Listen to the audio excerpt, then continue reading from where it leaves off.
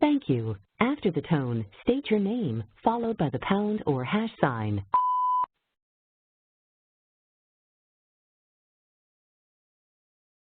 Thank you. You will now be placed into conference. To mute your line, press *6. To unmute, press #6. You can also pose questions using that question box, and we'll try and get to as many of those as we can. I'd also like to kind of silently introduce Dr. Tanya Mead. She is the assessment specialist from OSSI and will be listening in and participating to the presentation this morning as well. I think that's about the extent of the announcements for this morning. This presentation will be broken into 4 separate modules, each taking about an hour a piece. We have a 4-hour presentation this morning. The first module will encompass some general overview information and writing targeted skills.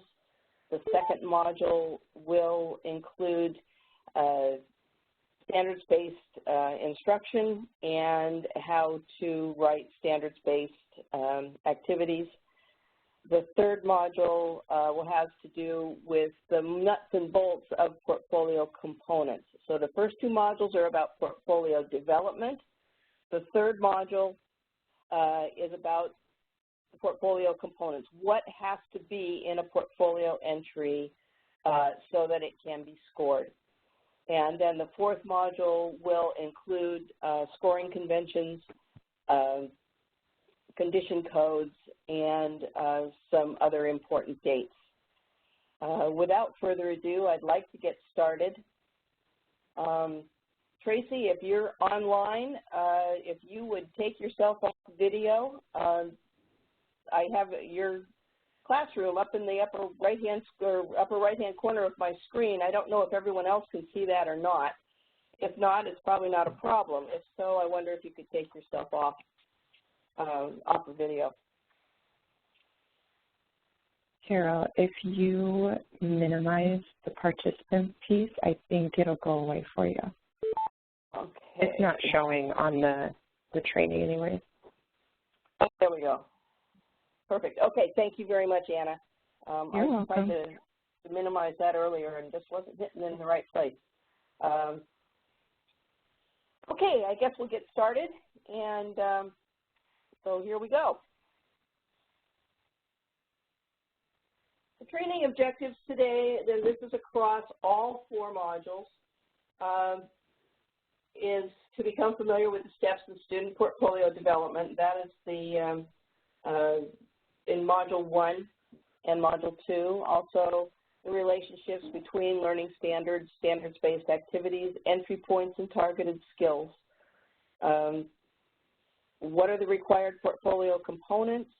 How to collect data, to understand scoring dimensions, and to understand the importance of what I call technical adequacy when assembling portfolios for scoring. This is a really important part. It will come toward the end of the presentation, but it's just an integral part of how to have a successful portfolio entry for your student. And this objective number 6 falls primarily to teachers as opposed to students.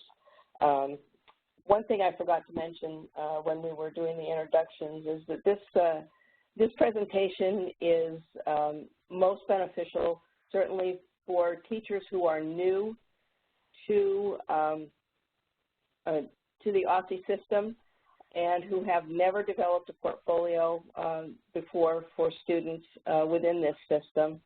It's also very informative for school leaders, school directors, school principals, coordinators, supervisors. If those folks have not participated in this kind of a training before, it will be very beneficial. And also for any teacher who just wants a refresher on how to develop a portfolio, what those components are, and how to put the portfolio together. The first module will, as I mentioned earlier, we'll have an overview, and we'll spend some time on how to write targeted skills.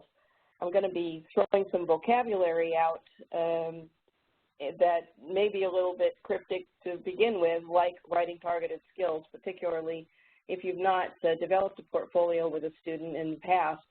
But we will get to those pieces as we move forward. We'll talk for about 45 minutes, and then we'll open up to questions for about 15 minutes. So here we go. These are the steps in portfolio development. They are covered throughout the Procedures Handbook. I understand that was posted to the OSSE website several days ago, and hopefully you've had a chance to take a look at that in advance of this presentation. On each slide, you will see at the bottom corner a reference to the Procedures Handbook. So there's a text reference for all of the information that's on these slides. So first would be to follow the student identification and registration process, and that has pretty much been done. So we're kind of talking about that as a process that's happened in the past. Review the learning strands and standards, choose one standard per required strand, then write targeted skills from that. That's pretty much what we're going to cover in this first module. After that, you develop standards-based activities, collect data, identify the supporting evidence or corroborating evidence. We use several terms for this evidence. You will also see the term student work evidence, and these are artifacts that are included in your portfolio entry. And then ultimately you submit the portfolio. Here are some important dates, and as you will see, some of these dates have come and gone. Most recently, January 6th, when all student data should have been entered into SEDS. But throughout November, other administrative documentation needed to be collected, and those are the things and the due dates. I want to mention briefly about due dates. We will have some due dates presented in this webinar. However, your official reference to due dates on anything are the dates that are listed in the Procedures Handbook. I can't give you a list of page numbers. They are sprinkled throughout. Typically, they are in bold font. But please consult the Procedures Handbook for the final word on when things are due. So up until the end of last week, the 4 bullets that are mentioned here needed to be submitted to OSSE through the SED system. By the end of this month, January 31st, the performance dimension determination documentation form must be completed if it hasn't already been completed. And many of you may have already completed this form as part of your IEP annual review process. As long as it is completed, you can use that. If, in fact, you need to fill out another one, it just needs to be filled out by a knowledgeable member of the IEP team. This form, we're going to go over it later on this morning. It's also located in Appendix A of the Procedures Handbook. It's a 1-page form. It will replace, for those of you who have experience or knowledge of the DC Science Alt portfolio, this form replaces the learner characteristics profile. And I'm going to speak about that in a little more detail in a short time. But you will not be including the learner characteristics inventory or learner characteristics profile in the science portfolio. Okay, I understand that you still are filling out the learner characteristics inventory for MSAA, for the reading and math evaluation, but you do not need to include it, and we would ask that you not include it in the science portfolio, although you will see it and see references to it in the procedures handbook. But the single-page performance dimension determination form will replace the learner characteristics profile or learner characteristics inventory. And by February 3rd, parent acknowledgement forms need to be verified. There's a parent acknowledge form in the appendices of the procedures handbook. OSSI may have provided you with a different form as well. Okay, so the first, well, not the first step, but step 2. After we take care of all the housekeeping and administrative sorts of issues. Okay, I'm on this call till noon, they said. Could you please put your phones on mute if you haven't already? The next step is to review the learning strands and standards. For every portfolio that a student submits, regardless of grade level, 3 strands of the DC CAS science standards must be addressed. These are already laid out for you. For grade 5, you'll have an entry for science and technology, 1 for earth and space science, and 1 for life science. So you will have, within the portfolio, you will actually have 3 entries, 1 for each one of these strands. For grade 8, matter and reactions, energy and waves and forces. And for biology, cell biology and biochemistry, genetics and evolution, and multicellular organisms. Okay, this again, I want to reference the procedures handbook, page 10, and appendix D, which starts on page 66 of the procedures handbook. You only need to pick 1 learning standard for each strand. So when we speak to grade 8, so you will have 1 entry, 1 learning standard for matter and reactions, 1 for energy and waves, and 1 for forces. You and your student have some choices within these 3 strands. That's why we say pick 1 grade level learning standard for each strand. Again, select the learning strand you're using. Appendix D, learning strands and standards. This is the correct page numbers. We had to do some last minute changing on page numbers.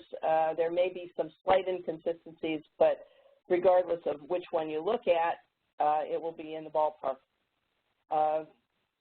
So let's take a look at what's in Appendix D. I put up 2 learning strands for science, 1 from grade 8 and 1 from biology. So the grade 8 reference here is for the science strand for forces. And you can see there are 3 choices. You see that the word "or" is here. You can choose with your students, as much as you want to encourage your students to participate in the selection of a learning standard as much as they can, but you have a choice of 3 for forces. You can pick 1 of these, okay? I'm not going to go through and read them. I'm going to leave this up for a little bit so you can take a look at what is available for forces. This is 1 strand of 3.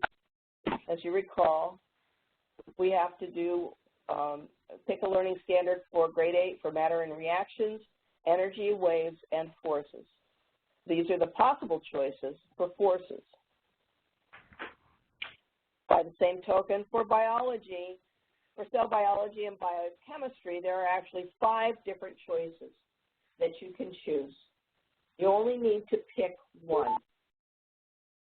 Okay, so go through these, include your student in the participation of which strand and which standard the student might like to present in their portfolio, or you can make that choice for students who may not be capable of making reliable decisions about that.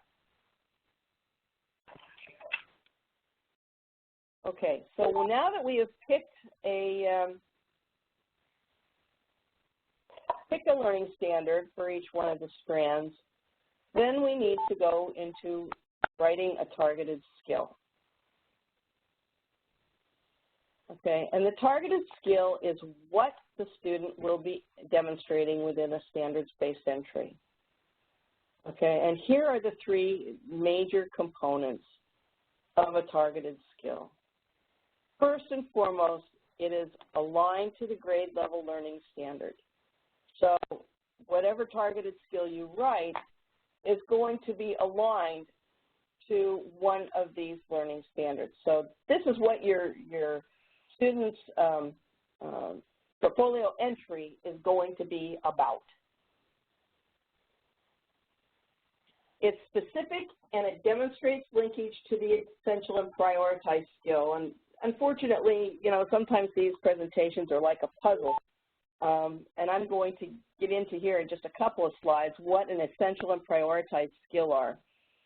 So I'm throwing a lot of vocabulary around for those of you who are new to portfolio development, but I promise it will all come together. Also, a targeted skill is observable and measurable. Okay, so that being similar to writing IEP goals and objectives, and certainly as we move forward, a targeted skill can be a part of a student's IEP goals and objectives. There's a couple of significant differences. Well, one significant difference, and we'll talk about that in a minute. But getting back to this, it needs to be aligned to the standards, it needs to be linked to the essential and prioritized skill, and it needs to be observable and measurable. This is something that teachers write and something that teachers are primarily responsible for. So before you write a targeted skill, this is what the student is going to be demonstrating in his or her portfolio. You need to know what the student's learning characteristics are. You know your students best.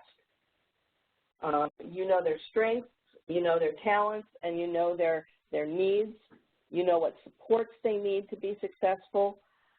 So you are just, you know, the go-to person for knowing about what a particular student's learning characteristics are. You need to review the entry points document. I'm going to talk about that here in the next slide. And the essential and prioritized skill of the standard is identified in the entry points document. The entry points document, if I could just mention this right now, is also available on the OSSE website and can be located there. It's a relatively short document. You only need to use the parts of it that are appropriate to your student, but it's one complete document.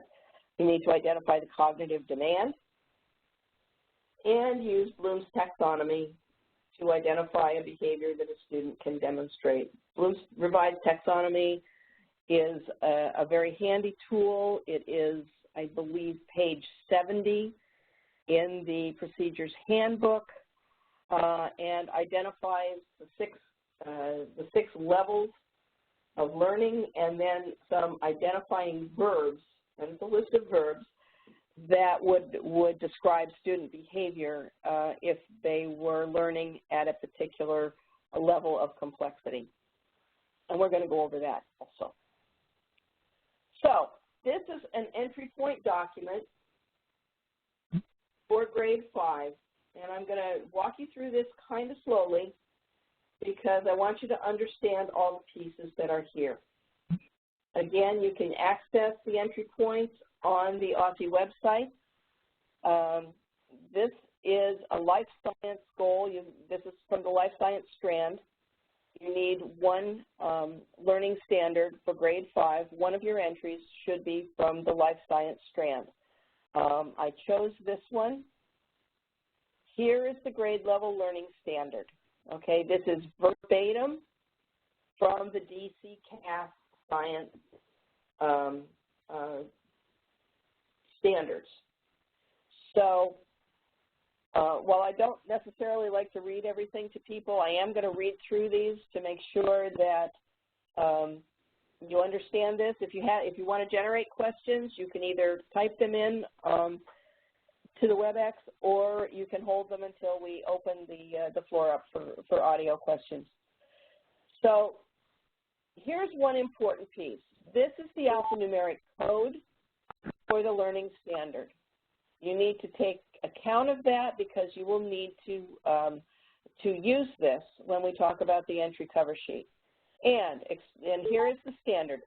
Now, this is the standard for all students, okay? Not just students that are participating in the alternate assessment, but for all students. Explain how changes in an organism's habitat are sometimes beneficial and sometimes harmful, and how changes in the environment, drought, cold, have caused some plants and animals to die, migrate, or become extinct. Okay, again, standard for all students. And now we get to this little thing over here called essential and prioritized skills. If we go back for a minute, identify the essential and prioritized skill of the standard. Here it is in the entry points document. Okay? This is the essence of this standard.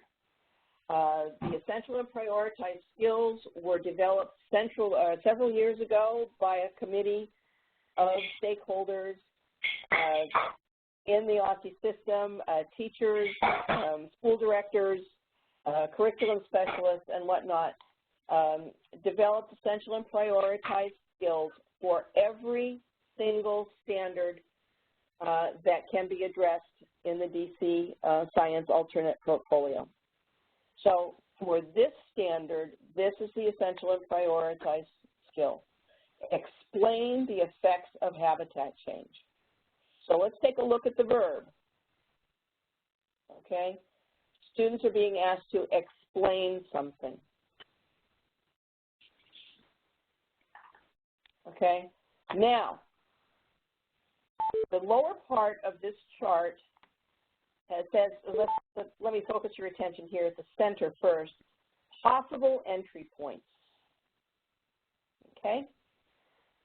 So, then we have less complex on this side, more complex on this side. These statements, these phrases were developed as a jumping off point for teachers as they are developing targeted skills and developing activities for their students. You can certainly use this text as part of a prioritized skill if this might fit your students' cognitive level and background knowledge. But there are several listed. So in some entry point statements, there's more, and some there are a few less. You may notice a few typos in these. These are, like I said, these were developed several years ago. They haven't been revised recently. This should probably be described. They've got space put in here, and there's an extra space over here. But less complex. Again, explain the effects of habitat change. Describe habitat. Well, is that explaining? Not exactly, but it is linked to this. This is would be considered an entry skill or an access skill or a prerequisite skill. Define environment, identify different environments. It doesn't really explain the effects of habitat change, but there is a linkage here. If you have a student who has the background knowledge and cognitive skills to function at this level, then you can use these. You will need to enhance these, though. Remember, we talked about a targeted skill is written in observable and measurable terms. Well, here's part of it, but teachers would necessarily be adding some text to a targeted skill rather than just using this. A little bit more complex, explain how animals and plants use resources in their environments. List examples of how habitat can be affected by the weather. Describe major dryland environments, such as plants and animals that live in different climate zones. And then more complex, okay, again, explain the effects of habitat change. Match a habitat change with an outcome or likely outcome for particular plants and animals. This is more complex than identifying different environments. This student, and we have students who do quite well with these more complex tasks. Describe the effects of flood, disease, and erosion on organisms and habitat. Okay, so this is a more complex task. Higher cognitive demand probably requires a greater degree of background knowledge than some of the activities described in this middle column or the far left column.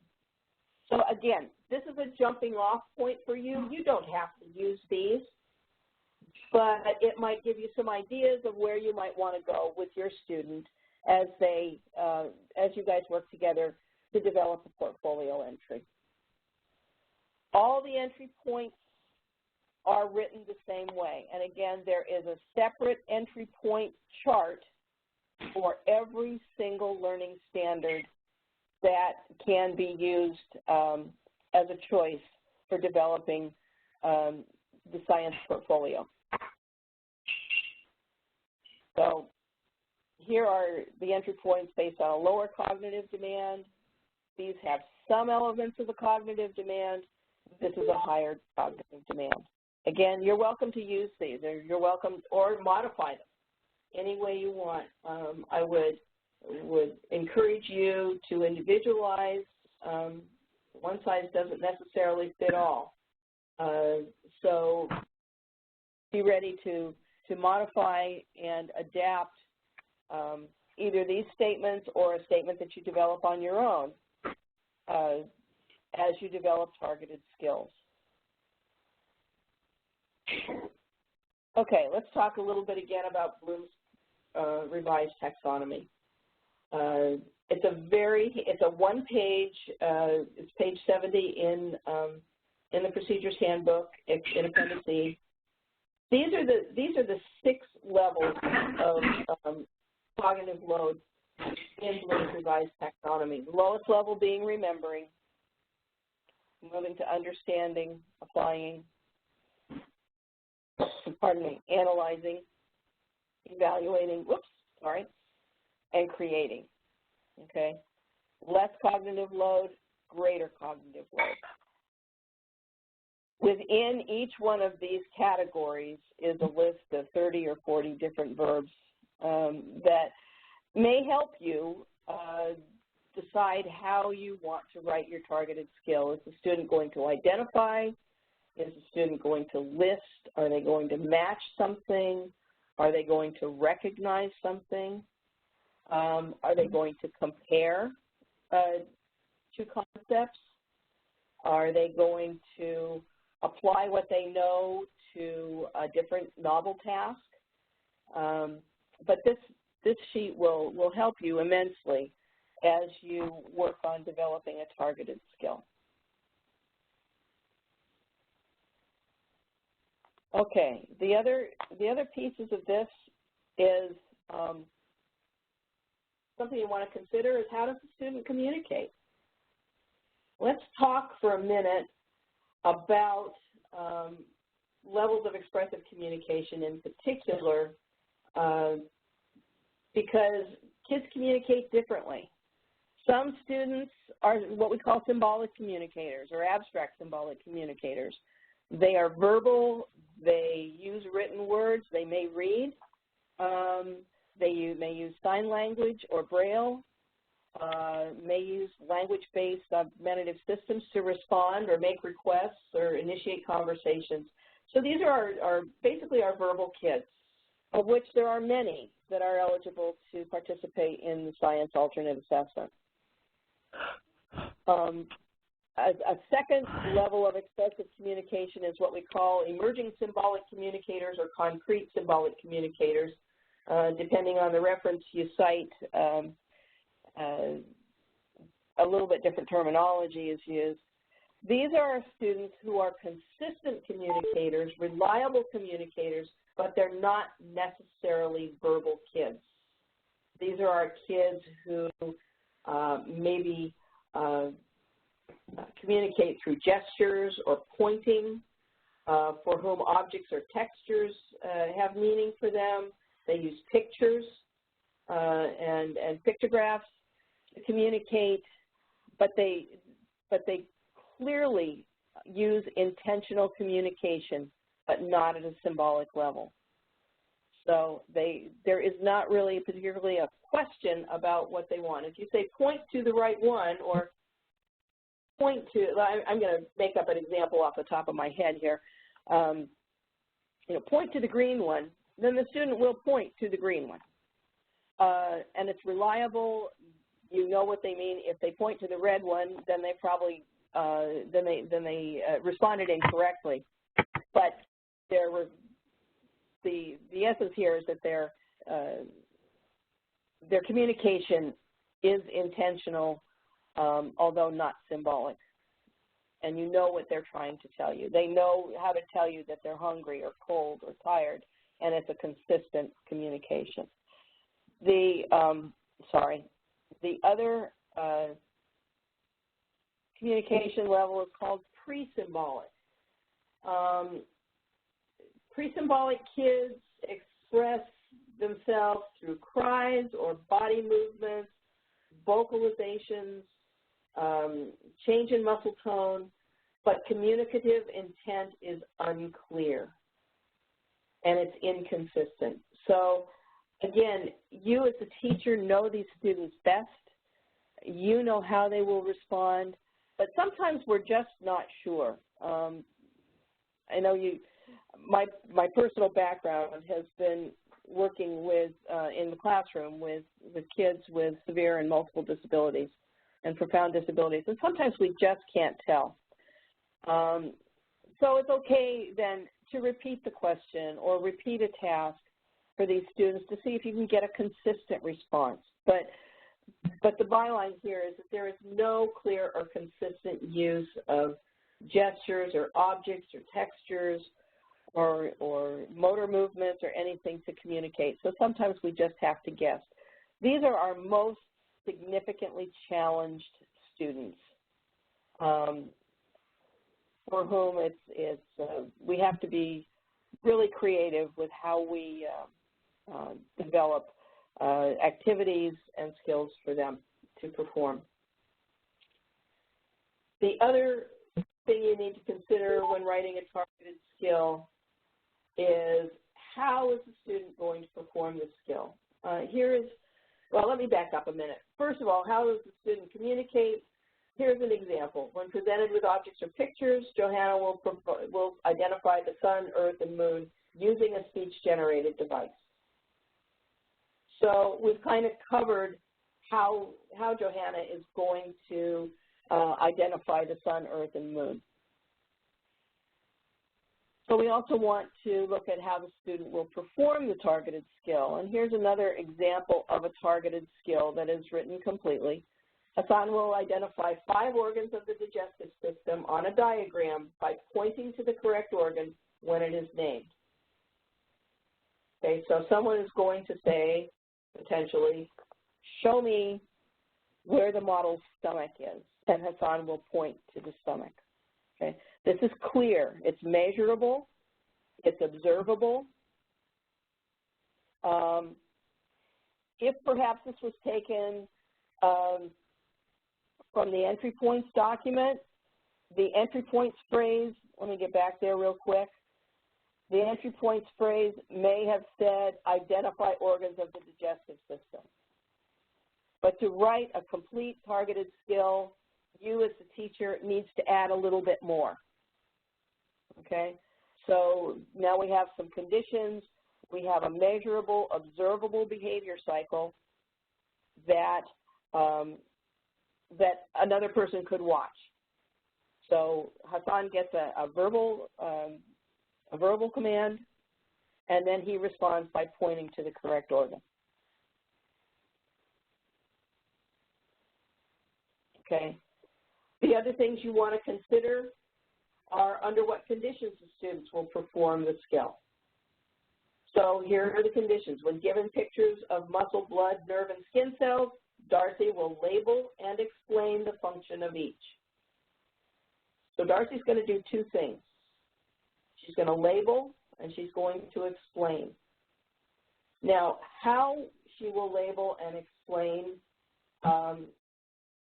the function of muscle, blood, nerve, and skin cells will be revealed in the corroborating evidence, student work evidence, and in the standards-based activity statement.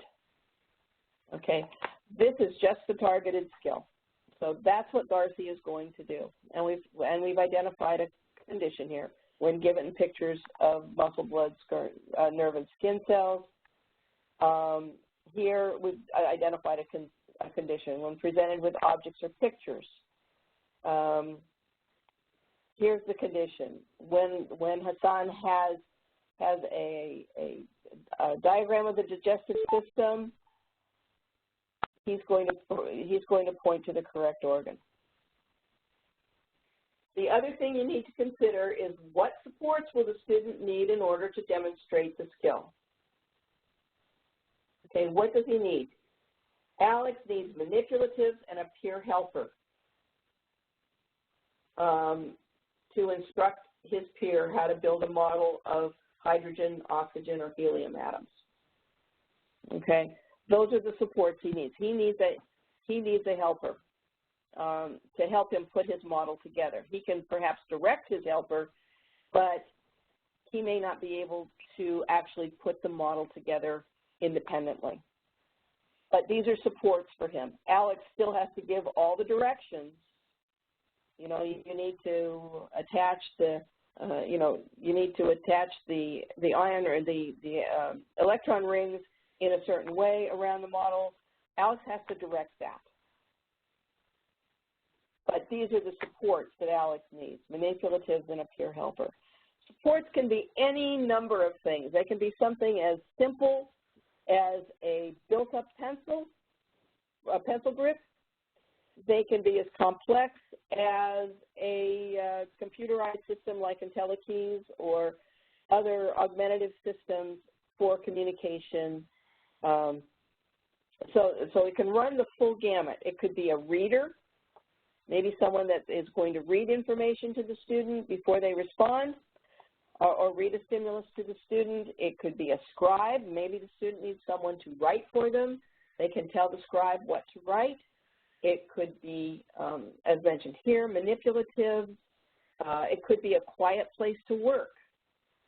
It could be particular body positioning so that the student can actually manipulate objects themselves. Some kids need a support on their elbow so that they can, someone just to support their elbow so that they can move their arm and wrist and hands to point to objects or pick up objects or something like that. So anything like that is a support.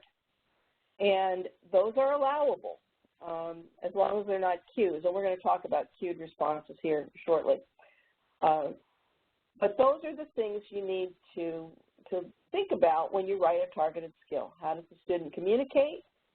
How will he perform the skill? Under what conditions will the student perform the skills, and what supports does the student need? Those are things that will be reflected in the text of your targeted skill. So here is a standard for life science. This is the one from the entry points. And here is the alphanumeric code. And then here is the standard for all students. So here is a targeted skill. Given photographs of natural disasters and a scribe, Marcus will explain how drought, fire, and flood can affect animals and plants. So I'm going to just ask you a question. You can answer it as you wish. We're not going to have a dialogue about this right now. But is it aligned to the targeted skill? That's the first thing you want to ask. Is it aligned to the learning standard? And for this example, the answer is yes. It describes a condition It describes what Marcus is going to do. He's going to explain, and he's going to explain how drought, fire, and flood can affect animals and plants. So we know what he's going to do. It's observable and it's measurable. Did Marcus explain? I'm going to give you some additional information here shortly, but the teacher can evaluate how well or how complete or not Marcus's explanation is. Here's a non-example of a targeted skill. Marcus will identify 2 animals found on a farm. This is about life science and biology in a large sense, but it is not aligned to the learning standard. The learning standard is about how changes in an organism's habitat affects animals or affects organisms. It's not about animals found on a farm. So what would happen here was that this targeted skill would not be accepted because it is not aligned to the learning standard.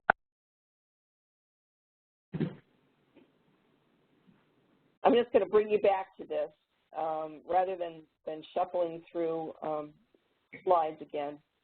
Let's take a look. So here's the learning standard. Explain the effects of habitat change.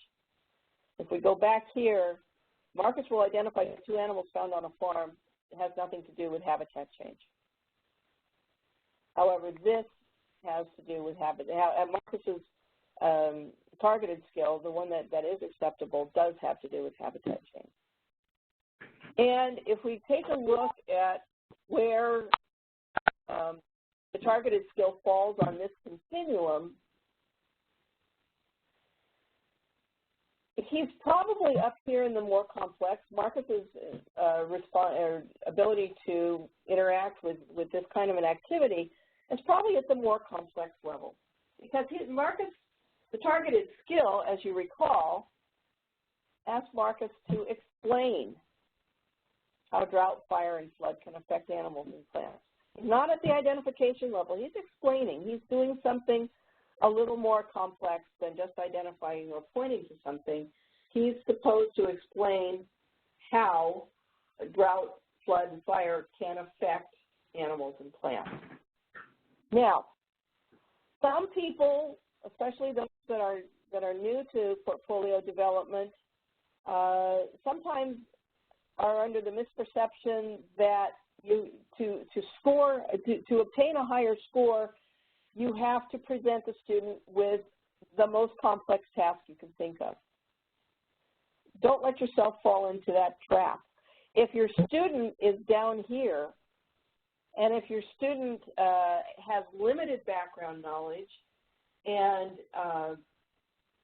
limited ability to express themselves, and I really want to talk about the background knowledge. We can get around the expression piece because that's what we do as special educators. But if this is where where the cognitive load needs to be for the student, then this is where you need to be writing targeted skills. It is more important for the student to be able to respond to a task independently and correctly than it is to give them a task that's so difficult they can't respond at all.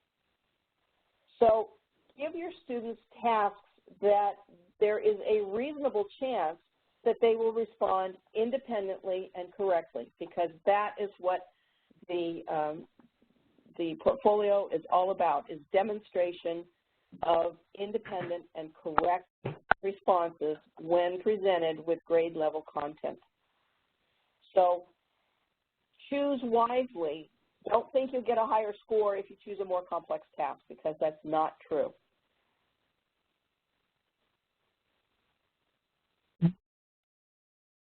All right, I want to give you some resources. Bloom's Revised Taxonomy, again, is in the Procedures Handbook on page 70. It can also be accessed online at the following link.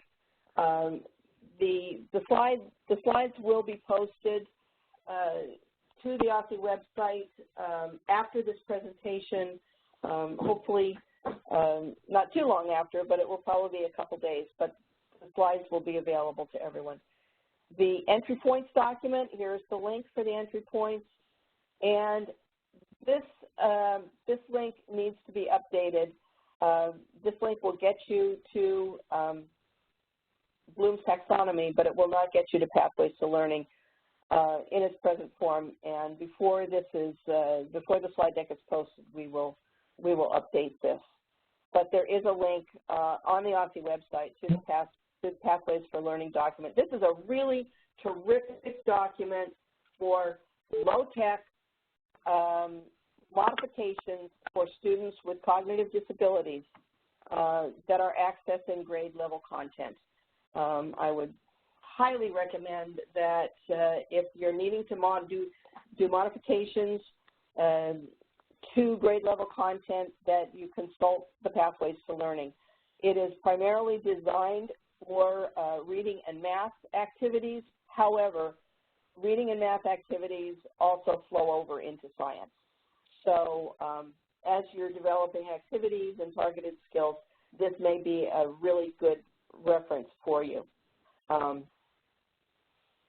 Okay, if you would like to ask some questions at this time, please unmute your phones. You can do a verbal, you can ask on audio, or you can type a question in, and Anna will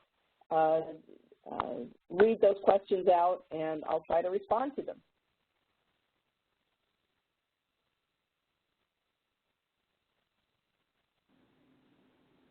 Carol, one of the questions that we had was that you referenced DC-CAS, and the participant asked if you meant PARC or Common Core standards for grade 5 instead of DC-CAS. At this time, we've been using the DC-CAS standards as opposed to the PARC standards. Dr. Mead, if you are online, could you respond to that? If not, we will get you an answer. But if Dr. Mead is online, perhaps she could respond. Okay. Very good question, by the way. Thank you for that, because we've got next generation science standards, we've got DC-CAS science standards, we've got PARC. We've got lots of different places where we can go to look at for standards. I would certainly direct you to the Appendix D, pardon me, Appendix D in the Procedures Handbook for the standards that you have an option to choose from at this for the portfolio for this year. That would be your safest place to go at this time. All right. The next question is, sorry, I was just trying to hit down. What should we do if we already uploaded our students' learner characteristics inventory into SED?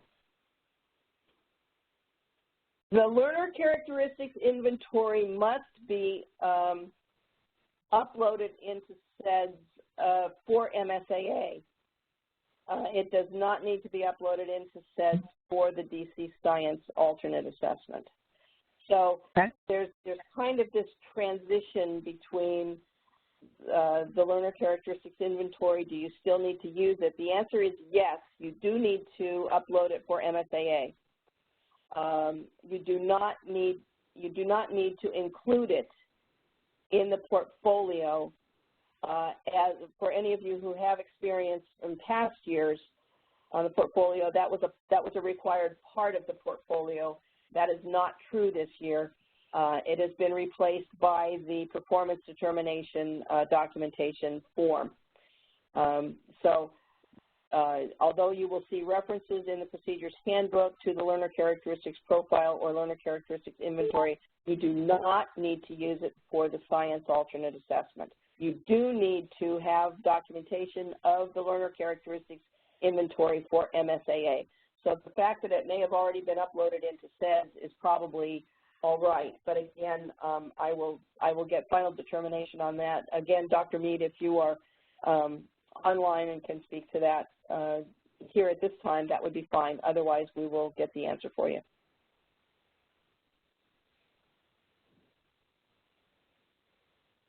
All right, that's all I've gotten on chat. Okay. Anyone have any other questions you'd like to pose? You can certainly do that via the phone if you'd like.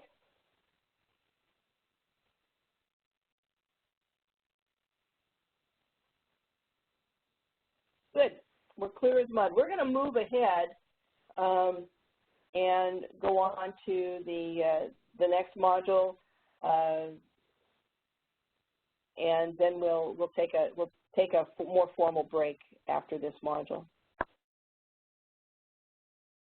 So that was Module 1, Overview and Writing Targeted Skills.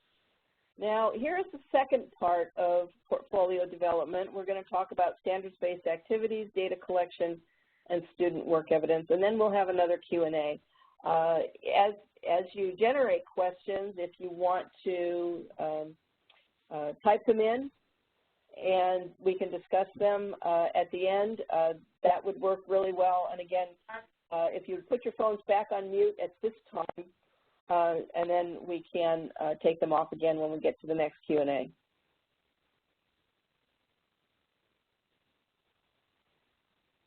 Okay, we're ready to move. So we talked about standard. We talked about targeted skills, the what of what the student is going to do. Now let's talk about standards-based activities. Okay, standards-based activities are the how the student is going to perform the targeted skill. Okay, here's an example of a standards-based activity, and it's not written like an objective. It's a description of an activity. The student was presented with a radiation spectrum labeled shortest on one end and longest on the other end. He was given 5 wavelengths and instructed to put them in order from shortest to longest. That's how the student, and unfortunately I don't have a targeted skill written for you here to demonstrate how these two are linked, but in coming slides there will be. So this how statement supports the targeted skill, which is the what statement. What is the student going to do? That's targeted skill. How is the student going to do it? Is a brief description of a standards-based activity.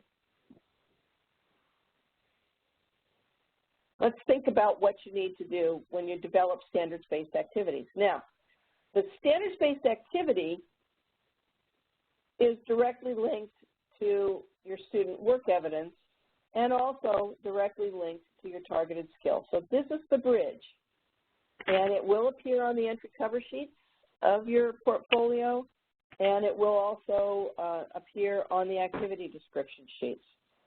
So the first question you want to ask yourself, and collaboration can be really, really instrumental and helpful here, is what instructional activities are conducted in the general education environment? Now, in my knowledge of the different kinds of schools that students attend within OSSE, I understand that there are some students that are in inclusive settings. There are some students that are in self-contained schools. There are some students that are in non-public schools. So there's a variety of ways in the Washington, D.C. area that students can get an education. If you can collaborate with a general educator at grade level or content, it is much to your advantage. One of the things we do best as general educators is adapt and modify materials for our students. So what kinds of activities are being presented to all kids, and how can those activities be modified or adapted for kids with significant disabilities, whether they are participating within the general program at the moment or whether they are receiving instruction separately. And that's also an individual thing. Some kids do really well in inclusive environments, other kids don't. So there's any number of variations to this theme, and it all is dependent on what the student needs. But do take the time to collaborate with a general educator and say, you know, what are you doing for the Sea Life unit? You know, what are some of those activities? And let's talk about those so I can see how to modify those for my student. You need to determine when and how the student will demonstrate the targeted skill. When are they going to participate in an inclusive setting? Are they going to go into the general program to receive instruction? And how will the student demonstrate targeted skill? Will they be getting instruction at the same time as all kids, or will they be receiving it at a separate time? Do they need modified materials, or do they need a reader? What kinds of supports do they need? And that's the next bullet. What kinds of supports or accommodations need to be provided? Also, would the difficulty need to be reduced? There's a difference between difficulty and complexity. Difficulty has to do with the amount of background knowledge you have when you perform the task. Okay, how hard is it? Let me give you an example from my personal life. I've been an educator, I think, since before there were electric lights.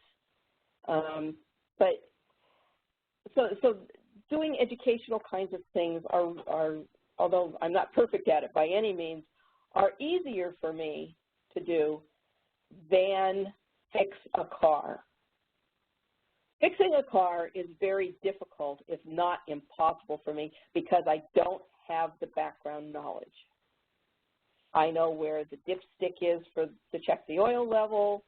I know a few other things. I kind of know how to change a tire, but those kinds of tasks are very difficult for me because I lack background knowledge. Being able to dialogue with people and understand educational concepts are much easier for me because I have some background knowledge there. So that's the deal about difficulty. Complexity has to do with cognitive load. What kind of cognitive skills do I need to have to perform the task? I'm going to take you back to Bloom's taxonomy again. And let's think about those levels on remembering, comprehension, application, evaluation, those kinds of things. That's about cognitive load. So that has to do with the complexity of the task. What do I need to be able to think about to be able to do this task successfully? Certainly difficulty and complexity are intermingled. They kind of go hand in hand, but they are two different concepts. So we're back to our life science learning standard for 5th grade about the changes in an organism's habitat and how that affects animals and whatnot.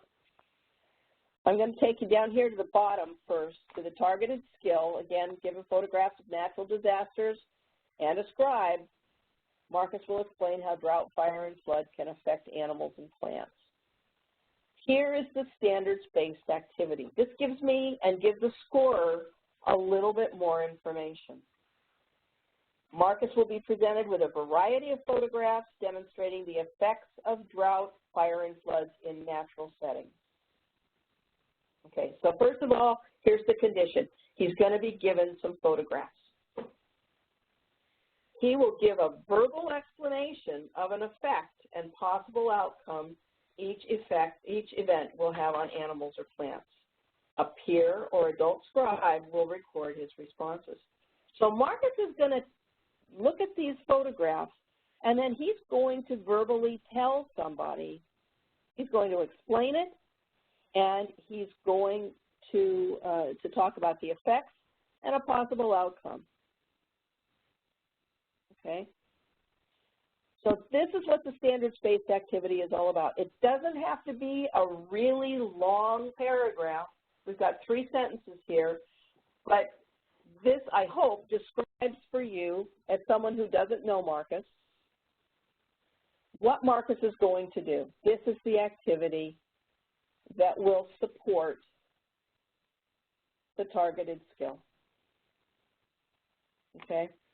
So here's how these are all linked together. Here is the learning standard for all students. Here is the targeted skill that is aligned to that learning standard. And this is a brief explanation of how Marcus is going to show that how Marcus is going to demonstrate what he knows about natural disasters and how it affects animal and plant life. Okay, they all link together. All of these pieces will appear on the entry cover sheet for each strand. So you will have 3 of these. One for life science, I don't remember all of them off the top of my head. Science and technology, and there's a physics one. Anyway, you will have 3 of these. And we're going to talk about entry cover sheets in a little while when we get to the components section. But we have the standard, we have the alphanumeric code of the standard, and verbatim, and this will appear on your entry cover sheet, the alphanumeric code and verbatim from Appendix D, the learning standard for all students. And we'll talk again more about that in more detail. So you have all these 3 things are linked. Okay, here's one again for grade 8. The strand is matter and reactions. Okay, here is the standard for all students. I'm going to let you read it so that I don't have to read to you. Okay, here's the targeted skill. Sarah will identify the 3 parts of an atom using an eye gaze strategy. And here's the standards-based activity. Sarah's going to be presented with a model of an atom that shows protons, neutrons, and electrons with a peer helper or an adult. And then using an eye gaze strategy, she's going to identify the parts of the atom. So Sarah, show me where the protons are. And Sarah is going to use eye gaze to do that.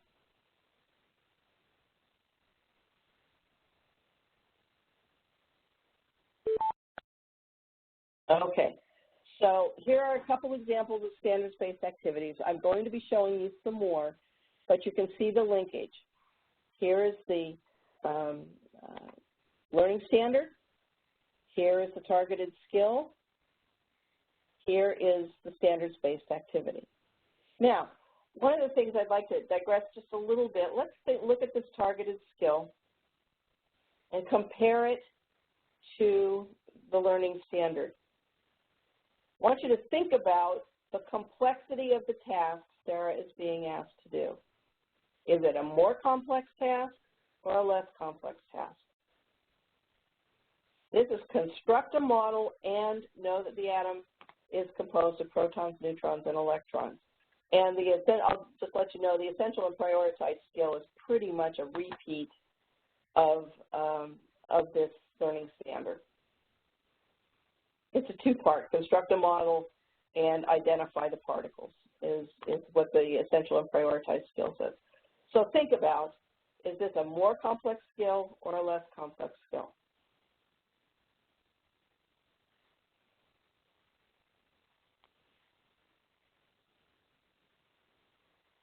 I would suggest that this is a less complex skill. The essential and prioritized skill and the learning standard says construct a model and know that, okay, you've got this and term here, and know the atom is composed of protons, neutrons, and electrons. Well, Sarah is not being asked to construct anything. This is still linked to and aligned to the learning standard, but at a much lower complexity level, okay?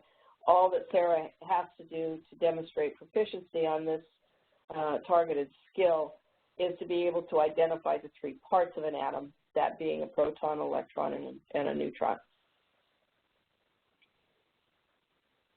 Let's talk about data collection.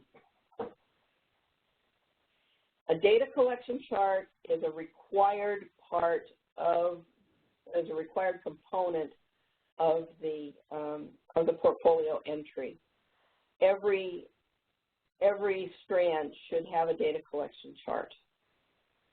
What you as a teacher need to determine is what kind of data is most appropriate for the task, and how do you display the evidence.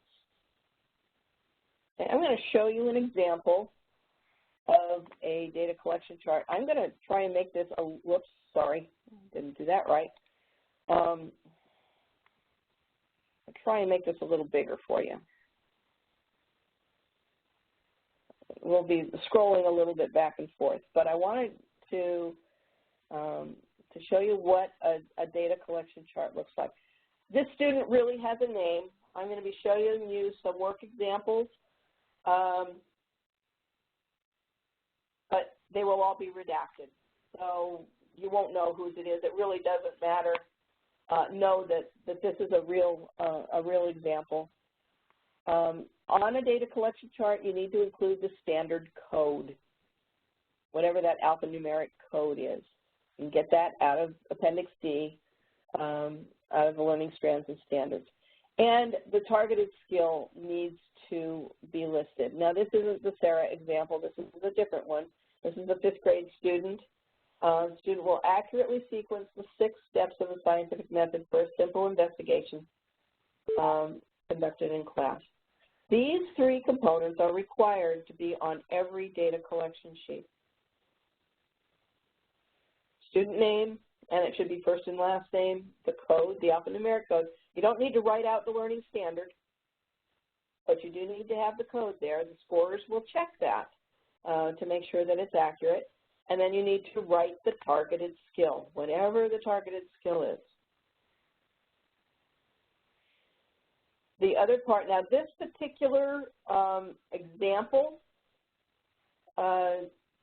shows that this is kind of a task analysis. Does the student get these 6 steps in the correct order?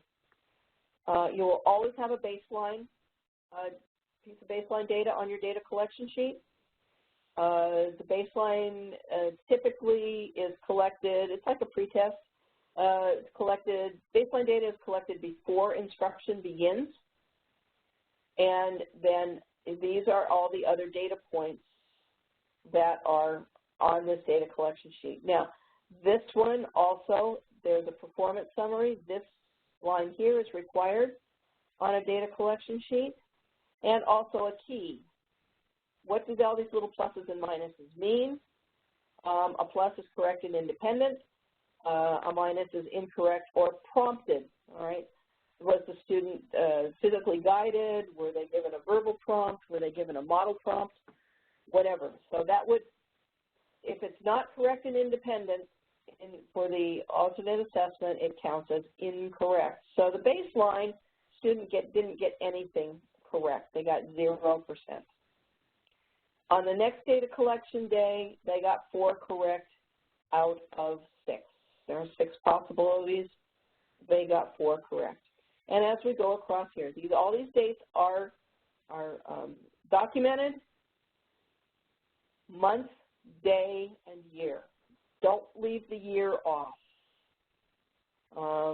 because scorers will not assume that all the work that was completed in 2016, 2017, or during this current school year. If it just says March 25th, I don't know what year it was. Is this somebody else's data from 2 years ago? Don't know. So the scorers are instructed not to accept it unless it has month, day, and year. Make sure that, and this is really important, especially for those of you who have never put a portfolio together before. And you'll see that these are all together, month, day, and year. The percentages are all written down here, and the student actually did achieve mastery of this task by the time the data collection was over. This is a difference. Oftentimes when we write to our IEP goals and objectives, we include a criterion here. For purposes of the science alternate assessment, you don't necessarily need to include a criterion with your targeted skill simply because the data collection sheet is going to show the student's progress on how well they do that targeted skill. So that would be one difference perhaps from a targeted skill and an IEP goal and objective. However, if you were using the targeted skill as part of your IEP goals, you could certainly add a criterion for purposes of the IEP.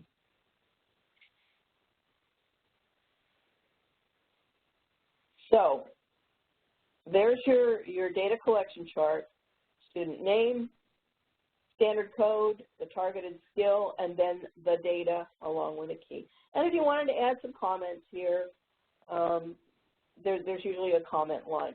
There are a variety of example data collection sheets available in the Procedures Handbook in Appendix B. You can use one of those if you want, or you can make up your own data chart. That's perfectly all right as long as it contains the essential components. Okay, so it says in addition to a data chart, 6 pieces of student work evidence must be available. You see here, and again, this is kind of like a puzzle. I'll be speaking to this more in a little while. But you have to have a baseline on your data chart. You have to have a baseline plus at least 6 more data collection points. This particular example has 7. You can have 6 and no more than 8 pieces of student work evidence. Of those pieces of work evidence, at least 6 have to match the dates that are on the data collection sheet. So this particular example meets all of those requirements. There are at least 6. There are actually 7 after the baseline. So it's baseline plus 6. Not a total of 6, but baseline plus 6. So actually a total of 7. So then we start moving into the student work evidence realm here.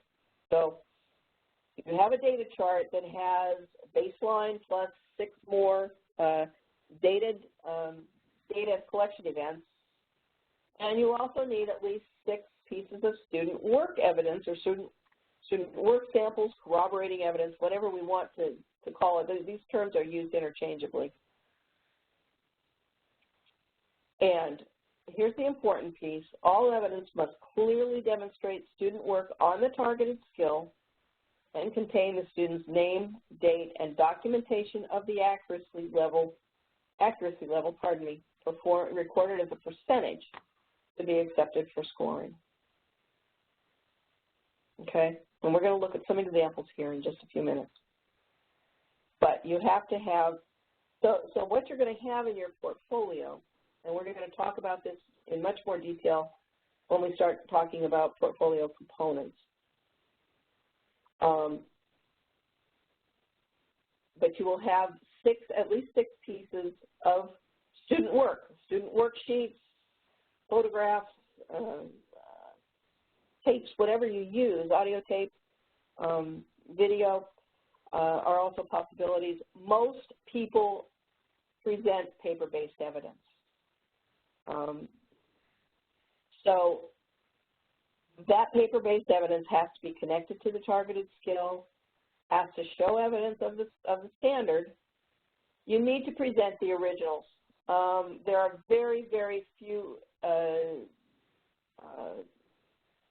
situations where you would not be submitting the original student work in the portfolio. And it also represents the student's communication level. And this will be reflected in all of the other pieces of the portfolio. Again, I'm not trying to be cryptic here, but the activity description sheet, all of this will explain this for you and to a scorer. This information can be found in the Procedures Handbook on pages 14 and 16. I can't encourage you, pardon me, strongly enough to get into the Procedures Handbook if you haven't already. It is the rule book for how to put a portfolio together. And if you follow the rules in the Procedures Handbook, things will go very, very well, and scorers will be able to score your students' work instead of not being able to score the portfolio entry because the teacher has left something out in terms of these kinds of things, not showing a connection between the standard and the targeted skill. This is just best practice. We find that originals work much better than photocopies. Sometimes photocopies are not clear, and scorers can't determine the authenticity of the piece of student work evidence. So, student work evidence, I'm going to show you an example right after I go through this, but this is essential and super important. All student work evidence must include the student's name, their first name and their last name. The date, again, month, day, year, because this date will match up to the data collection sheet. So you have dates on your data collection sheet, and then you have documentation of the work that was done on that particular day in the student work evidence. It must have the targeted skill. It must contain at least the alphanumeric code for the standard. Writing the learning standard out verbatim on a piece of student work evidence is not required. Some people include it just because, but you must have the alphanumeric code for the standard. And then you need to have a score representing the student's performance of the targeted skill expressed as a percentage. And this also will match the percentages that are recorded on the data collection sheet. So here's an example. So there are 5 things we need to have on this before we can evaluate this piece of work evidence. Student's name, the date, month, day, year. The student's first and last name was on this example. Okay, here's the standard, and this can be handwritten in. It doesn't have to be fancy. It just has to be there. Okay, and then here is the targeted skill. Compare and contrast the muscular system functions and skeletal system function using a Venn diagram. Okay, is this what we have? Yes. I'll tell you that this is aligned. This work is aligned to this learning standard. And here is a score. Okay, the teacher provides this. Scorers do not provide a score. Teacher provides a score. Very important.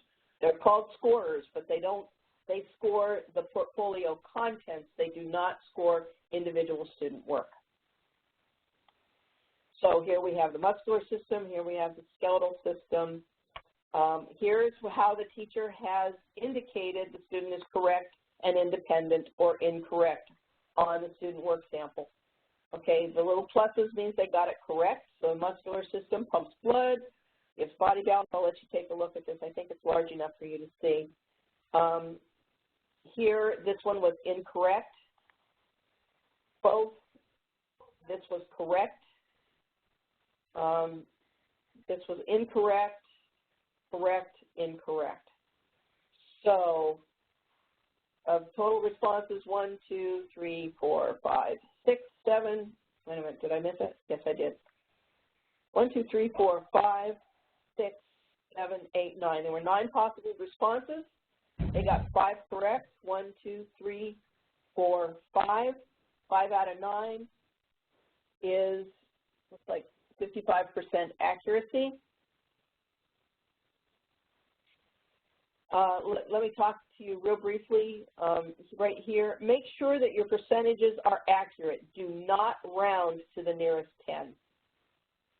So student got 5 out of 9 correct. That's 55% accuracy. You need to be specific. And this will also be reflected on the data sheet. Okay, here's another example. Student, so we have name and date, that's 1. I'm sorry, we have full name, first and last name, date, month, day, year, that's 2. Standard, it's listed here, that's a 3rd required component. The targeted skill is written here. Now, it's certainly possible that you will have more than one student that is working on the same targeted skill and the same activities within your classrooms. So, you know, sometimes we see this where the student's name is written in, but on your other portfolios, we will see a different student's name written in. What's important here is that this and this match if you're going to use this kind of a technique. And maybe this is the only student that's working on this, and that's fine too. But here's the targeted skill. Oops, lost my cursor. Where'd it go? There it is. Here's the targeted skill, and here's the score. So here are the 5 required pieces so that a scorer can look at this and score it. Name, first and last, date, score, the standard code, and the targeted skill. I know I'm being real repetitive, folks, but this is very, very important that all of these components appear on your student work evidence. Okay, so here was how the student did this. The student got 6 out of 6 correct. So the first step is to question. Second step is a hypothesis. It's not exactly clear to me just how we got to this place. You know, if I were offering suggestions, I would have put A, B, C, D, E, F here, and then that would have been a little more clear. But if scorers can figure it out, that will be fine. If it's something that, you know, the student's using their own code, or you've used a completely different code for how to show the student is performing the task, that becomes a lot more difficult. So this isn't the easiest one to figure out, but it is, you can figure it out. This is pretty easy to figure out, and based on the targeted skill, a scorer knows what the student is doing. Okay, here's another example. Again, all the components are here. First and last name, date, the accuracy, the standard code, and the targeted skill. Sometimes there are student directions here also, and that's fine. Sometimes there's directions, you know, to the student that is, and they are read to the student or whatever. Student directions are not required. They are helpful, but they are not required. These are the components that are required. Now, what happens if one of these is missing or several of these is missing? The scorer will not accept this piece of work evidence for scoring. Just won't count it. It just won't count. All of these pieces have to be here. We're going to talk about this in more detail later. So, again, here's acidic, neutral, and basic. Here's our item numbers, 1, 2, 3, 4, 5, 6, 7, 8. And then there's a plus or a minus here whether the student got it correct. So looking at 25%, it would be assuming that they got 2 correct and the rest were incorrect. I see 1 correct here, and I see 1 correct over here. So they got 2 out of 8 correct, 25%. Some people write the fraction here also, 2/8, 2/8. That's perfectly okay. It would be considered best practice, but the main thing is you have to have something expressed as a percentage. 100%, 55%, 25%. Okay? Put the fraction in if you want, that's fine. Other types of evidence that people sometimes include are photographic evidence. If you include photographic evidence, you also need to include a release form for photographs. It is in the procedures handbook in Appendix B, and it would be placed in the portfolio content, and I'll show you where in a little while. Photographs need to clearly demonstrate the student working on the targeted skill and the grade level standard. Student work must be visible, and it has to show the student interacting with materials, peers, or school staff. You need to show the interaction. If the student is doing group work, you need to mask the faces of other students who might be in the photographs. And you need to have a caption with the student name, date, and the score received, and a brief narrative. Again, 2 or 3 sentences that just tells what the student is doing. We see very few, over the past 4 or 5 years, we've seen very few examples of photographic evidence. Doesn't mean you can't use it. Just know that you have to meet these parameters, and these are all laid out in the procedures handbook on pages 22 and 23. You may also submit video or audio student work evidence. I will tell you right now that is somewhat difficult because we don't have available, unless we have computers that could play a CD. We're unable to view it. It's still in the handbook as a possibility. You may certainly use it, but make sure that that you at least have it on a CD. Nobody uses VHS cassettes any longer, but please don't send in a VHS cassette or one of those other small cassettes because we can't play it. If you submit video or video evidence, make sure it's on a CD. Or DVD, pardon me. Again, the student must clearly be, you must demonstrate the student working on the targeted skill. Not standard VHS tape. You need to transfer to a CD or DVD. You need to include at least 3 tapings of the same targeted skill if you're going to use video evidence. And segments should be less than a minute in length. You also need to script what is being said in the content of the tape, especially, well, for all students, what the teacher is saying. For our verbal students, it's really hard when scorers are doing essentially a cold read or a cold view. They don't know their student, they don't know their language patterns, and sometimes it's really hard to understand them when you're not familiar with the student. So we ask that you script student verbalization, certainly, but also if the student is nonverbal, make sure that you're scripting what the teacher or peer helper or whomever is saying so that it'll be clear to the scorer. Otherwise, they just can't score it, which becomes unfortunate for the student. There is a script form in the Appendix B. And if you're sending in a CD or a DVD, make sure you tape it inside the front cover of the binder or something. Make sure that it stays with the binder. Okay.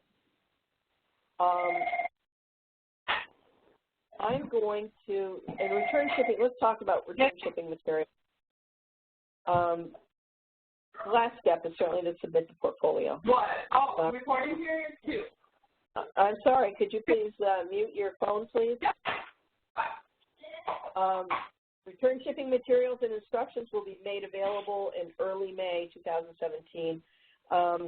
you will receive return shipping materials by May the 5th, 2017, and there will be a webinar scheduled on May the 9th, 2017, where we'll talk about shipping materials and a high-level review of the portfolio components to make sure that you have all the pieces with you and with your portfolio. We're a little bit ahead of schedule at this point. I'd like to open up again for a question and answer period. So if there are any questions, please, if you have a question you'd like to ask live, please take your phone off mute at this time, and any written info.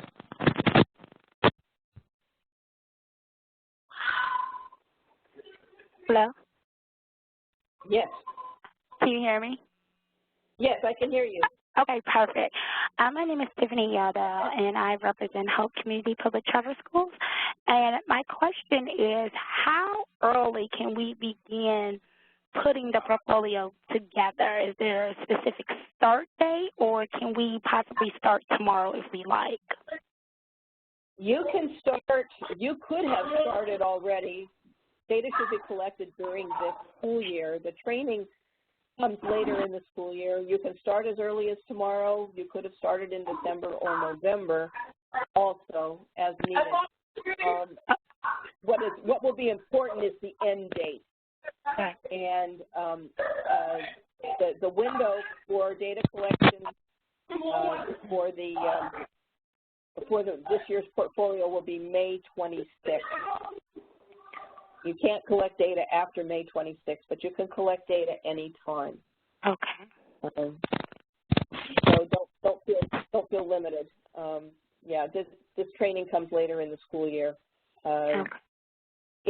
There is adequate time between now. For those of you who haven't started yet or haven't really given this much thought yet, there is adequate time between now and May 26th to work with students on their portfolio entries. Okay, perfect. Plenty of time. All righty. Thank you so very much. Oh, you're very welcome. Good morning. I don't know if I missed this, but is the PowerPoint available to download? The PowerPoint will be available to download. It has not been posted yet, but it will be in the next few days. On the Aussie website? Yes, on the Aussie website. Okay. So watch for it. Thank you. Thank you. Yeah. Hello, this is Amanda Parks. I have a question. Sure. It's in regards to the scoring. I don't know if this is something you will cover in greater depth later. In terms of the percentages, you mentioned no rounding, and that example that was posted where the student received 5 out of 9, when you do the math, that comes out as like 0.55555. So are you just taking two numbers and dropping the rest? Yeah, round to two numbers. So that's 0.5, so that's 55%. Let me get my calculator out and make sure that that's correct. The watchword here is don't round this to 60% or round it down to 50%. Right. Okay. If you have decimal points, round to the nearest whole number. Right. So if it's 55555, then just leave it at 55. Or if it's 54.5555, then that would just round up to 55. But don't round to the nearest 10. Right. Okay. Thanks for that clarification. That was a good question. Sure. Thank you.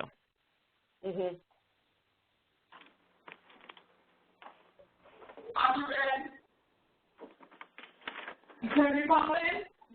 All right. Good work, Lauren. Any other questions?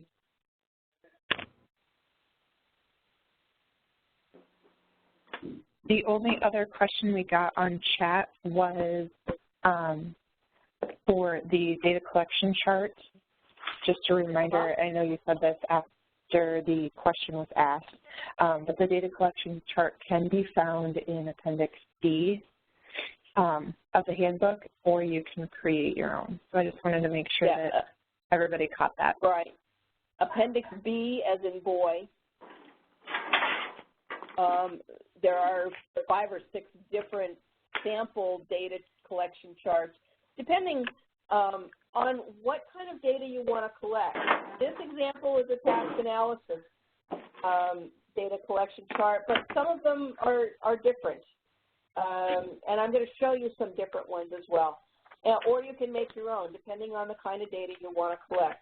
Again, the critical features would be these things up here and a key. If you're documenting particular prompt levels, I've seen some. I'm going to show you one that has like a P for a physical prompt, a V for a verbal prompt, an M for a muscle prompt. Whatever information a scorer is going to need to be able to read the data collection chart accurately is what you need to include.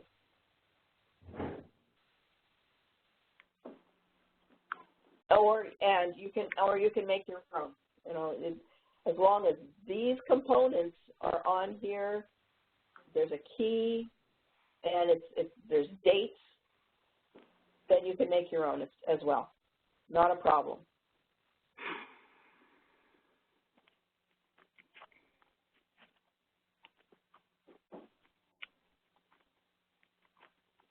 If there are no other questions at this time,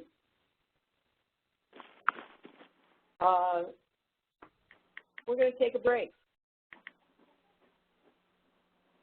I'll tell you what, it's about, what is it, your time, 9:38 your time. Let's come back at 10 o'clock. We'll take a little extra long break here. Some of you may be listening or viewing from your classrooms and may need to check in on students and that kind of thing. For the rest of us, it would be a good time to grab a drink and take a restroom break if you need it. So we will come back at 10 o'clock. Sharp. I'll start talking again at 10 o'clock. And the next things we're going to talk about are those. Module 3 is pretty important. It talks about required portfolio components. Now you know what you need to do to develop the portfolio.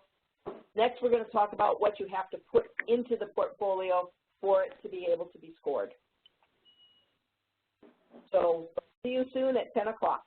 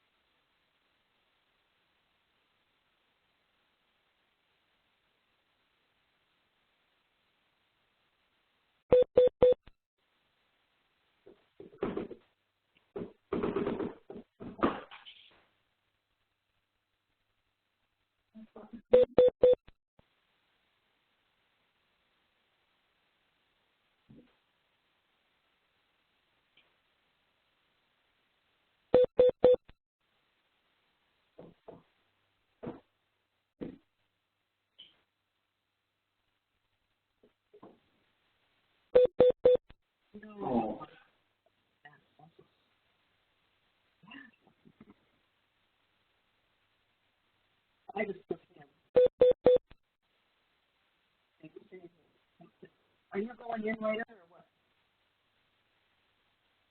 Okay. Don't.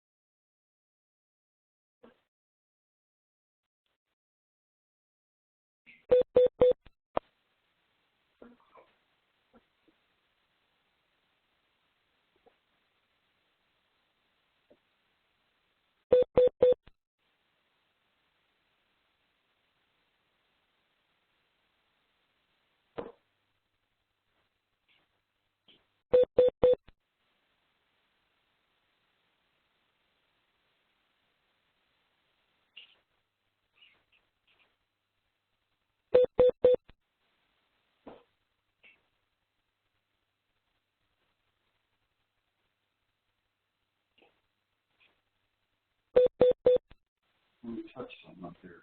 Something is broken.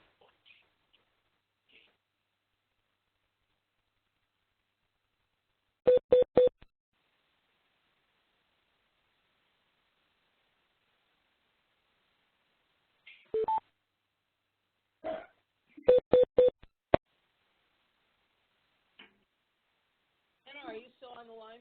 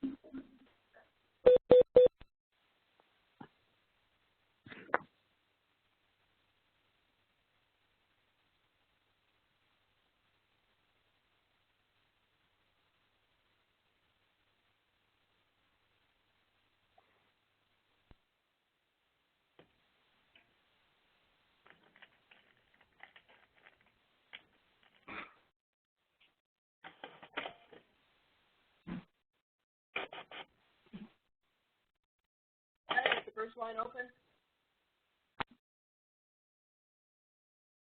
Yep, Carol. Okay, great, thanks.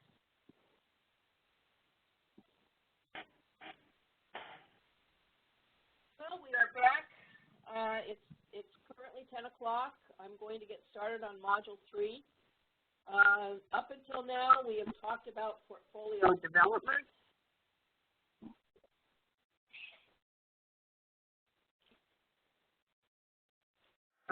Just lower, please. Up to now, we've talked about how to develop a portfolio, writing targeted skills, standards-based activities. Carol? Yes. You're hard to hear this time. Just a minute, I'm having difficulty hearing you. Go ahead. Oh, there we go. I can hear you better now. Okay, I've got a remote control request on my screen. Can you see that? A remote control request? I have Sandra Ross is requesting remote control of a shared computer. Can you see that on the screen? Probably not. I saw it on my screen. I didn't know what to do, so I just hit OK. This is Sandy Ross. Oh, hi, Sandy. Hi. Okay. I wasn't sure. It just kept popping up. Yeah, I'm going to decline it. Okay. Can you see my screen? Can you see my screen? Yeah, I can see your screen. Perfect. Okay. Okay. Then we'll just hit close. We'll keep working. Okay. Yeah, no problem. Thanks, Sandy. All right. Okay. I hope you can all hear me. Please. No, Carol, we can't hear you very well. You cannot hear it? No. Is that better? That's much better. Yeah, it would help if I put the speaker on. Hello. Sorry about that, folks. I hope you can hear me better now. So up to now we've talked about portfolio development, the things that you do to put a portfolio entry together. This module is really important. I know this is taking a long time and it's somewhat repetitive, but this is a really essential part of the portfolio. Module 3, if you can hang in with me, you will be much the wiser as far as getting all the pieces of the portfolio put together. So now we're going to start talking about nuts and bolts of the portfolio. Talked about the philosophy, we talked about the general development procedures. Now we're talking about nuts and bolts. So, portfolio components. This is a schematic of what a portfolio looks like. As I mentioned earlier, each portfolio will contain 3 entries, 1 for each strand. So that's why you see strand 1, strand 2, strand 3. Within that strand, there will be an entry cover sheet. I'm getting some feedback. Can everyone make sure their phones are on mute, please?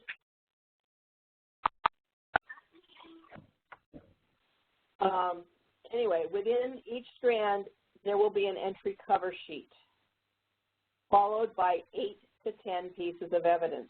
Within that 8 to 10 pieces of evidence is 1, a data chart, 2, an activity description, 6 pieces of evidence to support the data chart. That makes 8 pieces of evidence, and 2 optional pieces of evidence, which is 10. So there's where the 8 to 10 pieces of evidence comes from. The rose color indicates required components. Okay? Your portfolio entries, each of those portfolio entries must contain an entry cover sheet, a data chart, an activity description, and at least 6 pieces of evidence that support the data chart, or it cannot be scored. Okay? They have to be there. Some things you do not want to include in your portfolio are anything to do with the IEP, IEP goals and objectives, present levels of performance, progress notes. Any of that stuff does not belong in the portfolio, nor does any psychoeducational reporting does not belong in the portfolio. These are the things that need to be there: entry cover sheet, data chart, activity description, and work evidence. Okay, so what is in this portfolio? First of all, you need a standard 3-ring binder. It can be any binder. I would recommend at least a 1-inch ring in the binder. But you need a standard 3-ring binder. If, in fact, you will be attending the on-site presentation in March, there will be binders available, but only at the on-site presentation. We're not, Pearson is not shipping those out. If those of you who have experience with the portfolio in past years, sometimes there have been a shipment of binders received early on in the assessment window. However, they will not be shipped this year, but there will be binders available at the on-site presentation in mid-March, and we'll talk about that later on. Your binder, your portfolio needs to have a table of contents. Okay, the table of contents form is in Appendix B, as in boy, in the Procedures Handbook, and it can be filled out by hand. Again, you don't have to word process everything. A lot of this stuff can be filled out by hand, and it may be more convenient to do so. There's 2 sections to the portfolio. Section 1 is kind of the housekeeping pieces of the portfolio and some required forms. The first dash here is performance dimension determination. This is what you put in your portfolio in lieu of, as used in previous years, the learner characteristics profile or learner characteristics inventory. We do not need that in the science portfolio this year, but you do need to put in the performance dimension determination. A blank one of these forms is available in Appendix A, and any IEP team member who is knowledgeable about the student can fill it out if it hasn't been filled out already. It may also be part of your IEP paperwork for this annual review cycle. If in fact that's the case, you may make a copy of that and insert it in the first part of the portfolio. It will be the first page that will appear after the table of contents. Okay. Again, MSAA continues to require the learner characteristics inventory, and if you've already entered that into STEDS, that has to do with MSAA but does not have necessarily direct relationship with the science portfolio. What we're asking for is a copy or the original of the performance dimension determination instead. There is a parent validation form. I'm going to show you some of these forms here shortly. This is something the parent fills out and verifies that they have reviewed X number of pages of the student's portfolio, either the entire thing or a part of it. These get sent out later on in the spring after the portfolio evidence has been collected, and parents should have a chance to review their students' portfolio entry. Parents don't always return this form. It is supposed to be in the portfolio. If you've sent it and haven't gotten it back, or the parent hasn't come in to view the student's portfolio, you just need to document that on a blank form and document the number of attempts you've made to contact the parent for them to review the student's work. There's also an administrator validation form. Your building principal or building school director or director needs to verify that the work that is presented is actual work from the student. And so you would be advised to have your portfolio entries and your portfolio put together in enough time for your building director or building principal to actually look at these. So that comes into this whole timing factor. But your administrator has to sign off that it is the student's work. And then the permission to photograph or audio or videotape as applicable. If you are using only paper evidence in your portfolio, there's no photographs or video, you don't need to fill out that form. It's optional. It's also available in Appendix B, as in boy. So that's what goes in the first section of the of the portfolio. So the first thing that a scorer will see is the table of contents. The second thing that a scorer will see after they turn the page will be the performance dimension determination, followed by the parent validation, administrator validation, and that permission form for photographs or video. That's the first section of the portfolio. I call it the housekeeping section. Section 2 is the nitty-gritty of the portfolio. And in the second section, there will be 3 science entries at each grade level that represent each strand that are found in Appendix D, as in David, in the Procedures Handbook. Okay, again, 3-ring binders. Binders are available for pickup in the spring on-site training. That'll be March 13th and 14th, 2017. We're going to talk a little bit more about the on-site training toward the end of this presentation and what you can expect. And but binders will be available at that time. Or you can get your own. It doesn't matter. LEAs are also welcome to use any standard binder. I would recommend against anything smaller than a 1-inch ring. Also, especially for those of you who are new to this process, do not use staples on any of the portfolio entry contents. After scoring, these portfolios are scanned, and staples greatly hinders that work. So we'll talk about multi-page entries and some other things to help you with that.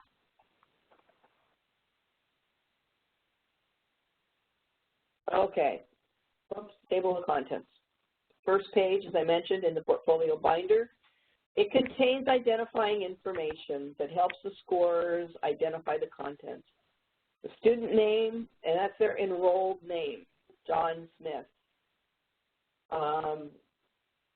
If the student goes by a nickname and that nickname appears on your data collection sheet, if a student is a writer and can write their own name and use their nickname, then please enter that on the table of contents so we know which student we're talking about. If John Smith goes by JT and he writes JT on all of his papers, we want to let him do that because that's how he identifies himself. On the student work evidence, you may want to write in his name, John Smith, or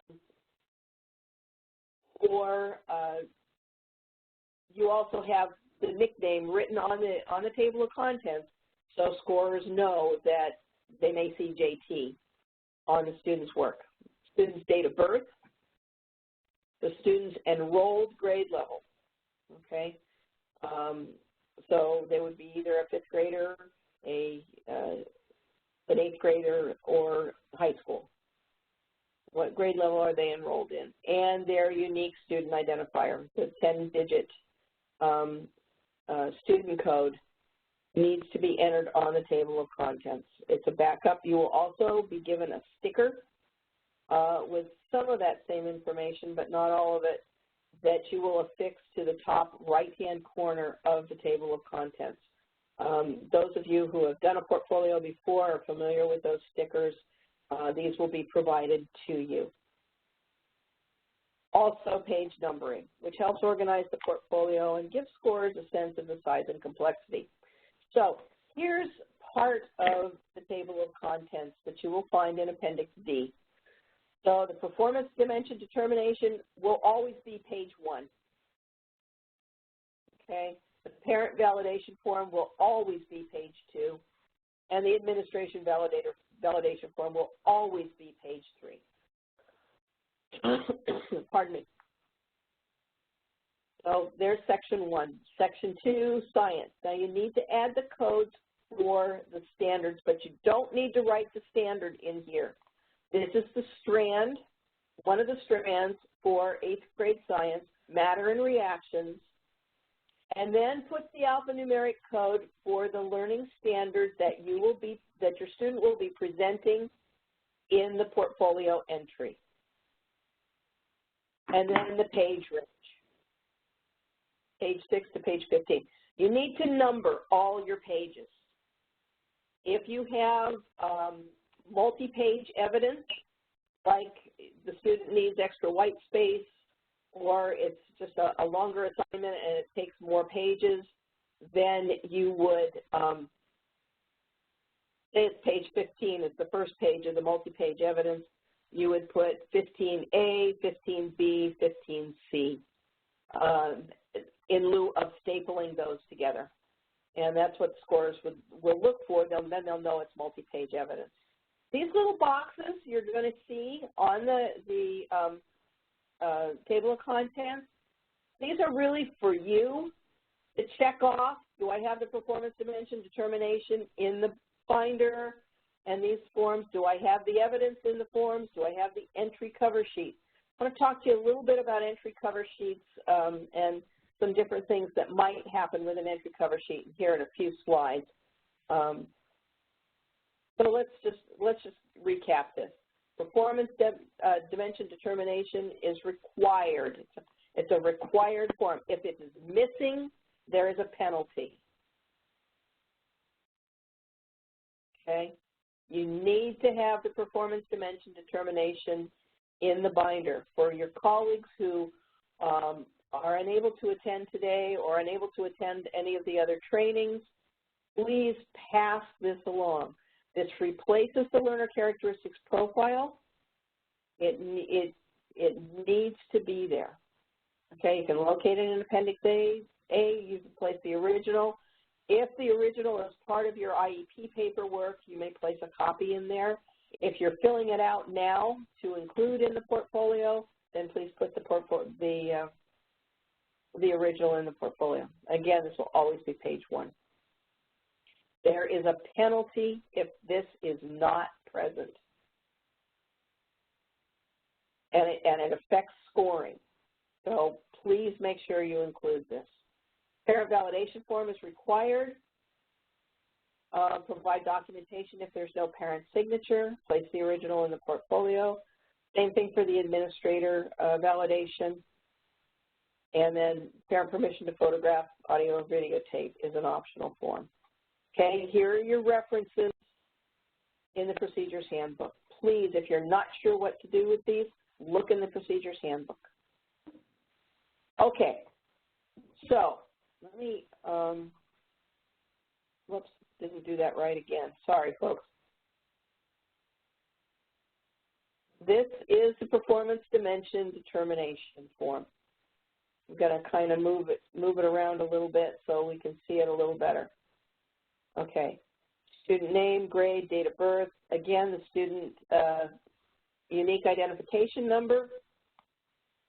And you will be given 4 or 5 student labels. You need to put a student label on this here.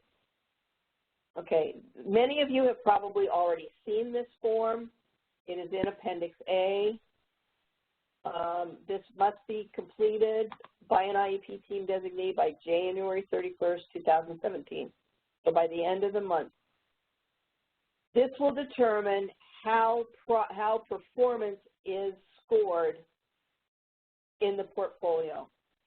Does the student have these communication characteristics? Is the student verbal? Or does the student use intentional communication, like pointing, gesturing, whatever that we talked about earlier?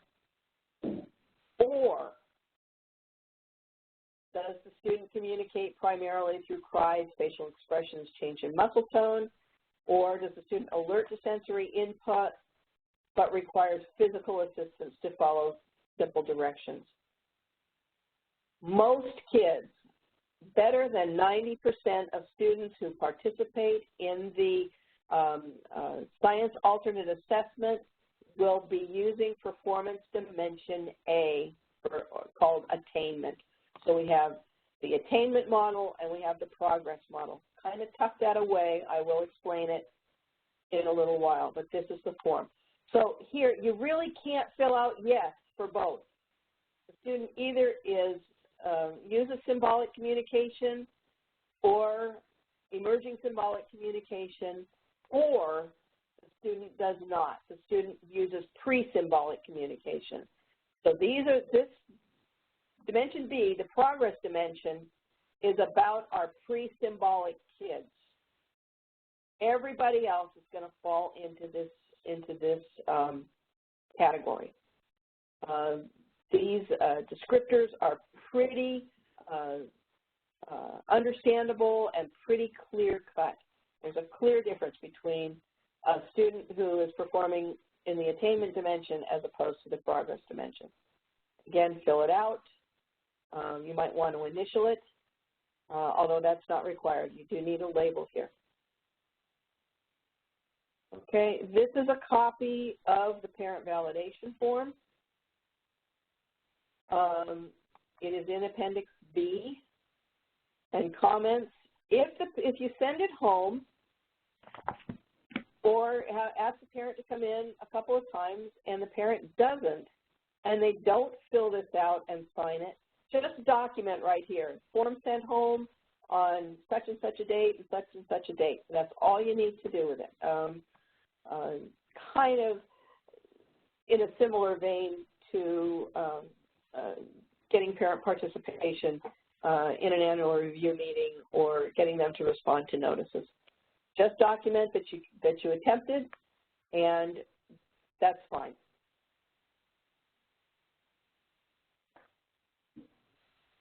Okay, here's the administrator validation form. It needs to be dated. Teacher's name appeared here. Reviews the learner characteristics and entries of, and then the student's name goes here, their collection of evidence. I certify it as his or her work. The building administrator needs to sign it, say what their title is, and the name of the school. I would strongly recommend that you encourage your administrator to actually look at these portfolios before they're sent in. I sincerely hope that there are some administrators here at the training or who will be at the March training because their help may be needed to fill out some checklists. Then here is a copy of the parent permission to photograph, audio tape, or videotape. This is what needs to be sent to parents, and parents have to sign if, in fact, you're going to use photographs, audio tape, or videotape. Okay, optional form. Entry cover sheet, very, very important form within this of the portfolio components. Okay, it is required.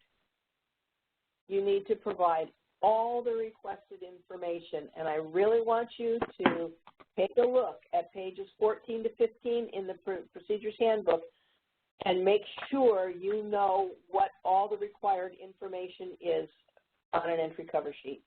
And I'm going to go over it with you too, but please keep this in mind. It is super important. Okay, provide all the requested information.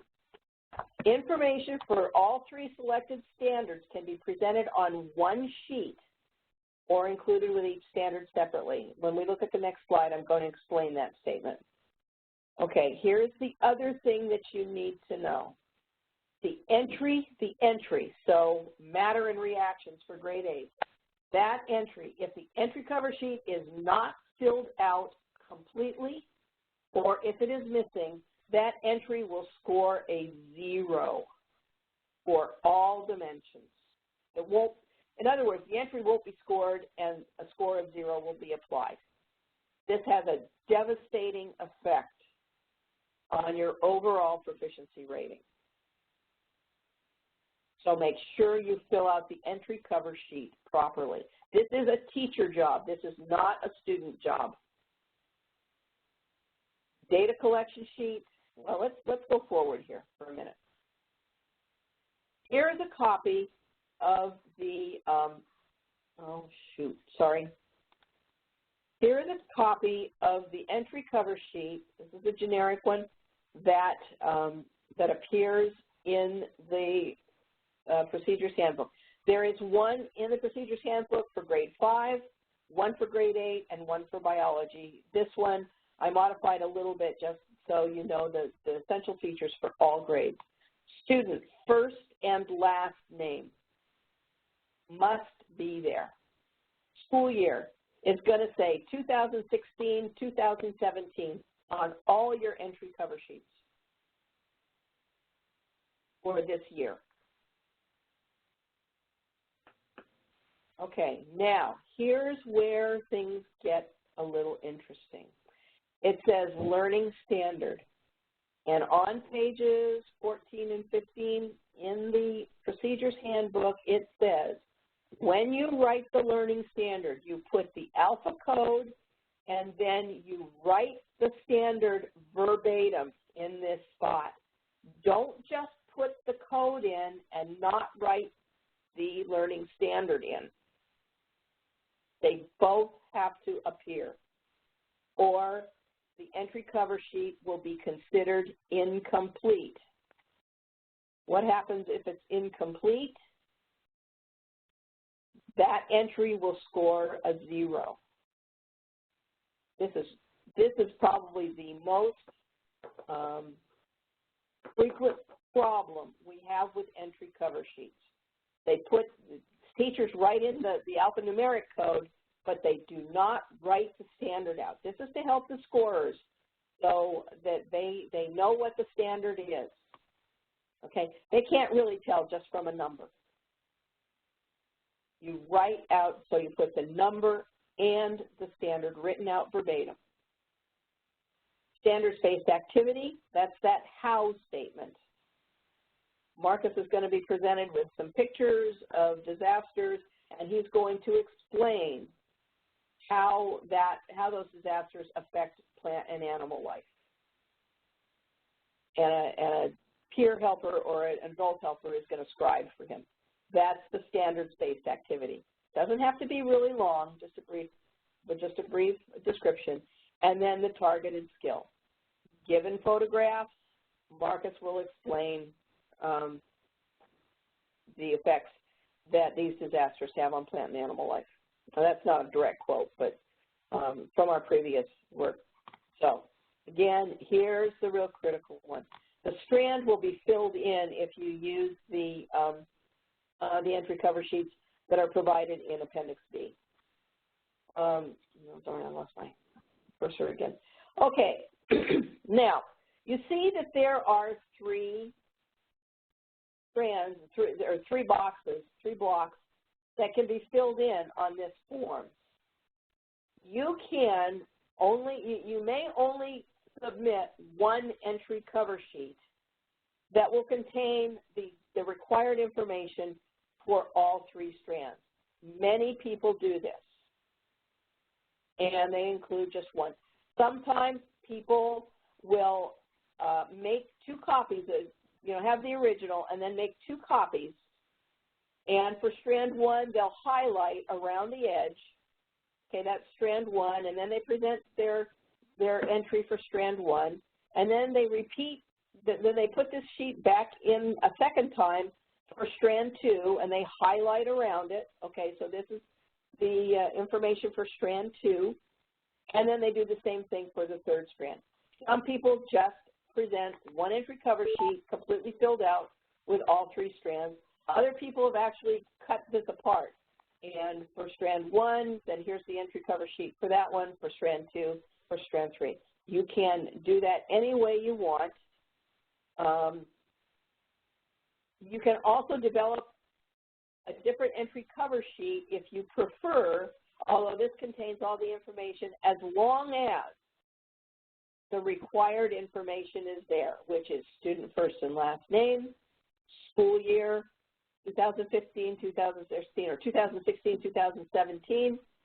And then the learning standard, again, by the directions that are given to you on page 14 and 15 of the procedures handbook, as long as all the correct pieces are there, it doesn't have to look exactly like this. But these forms are available to you, and most of the time people use them. But you may do your own thing if you prefer. Okay. Here is a different kind of data collection sheet than the one I showed you before. This is, the one before was a task analysis sheet. It is available in Appendix B. This one is a more generic one, but again, it has a block for the student name, required, standard code. Yes. Oh, sorry. Standard code, you do not have to include the standard written out unless you prefer to do so, but the standard code must appear, and then the targeted skills. And then whatever data, you know, maybe it's a,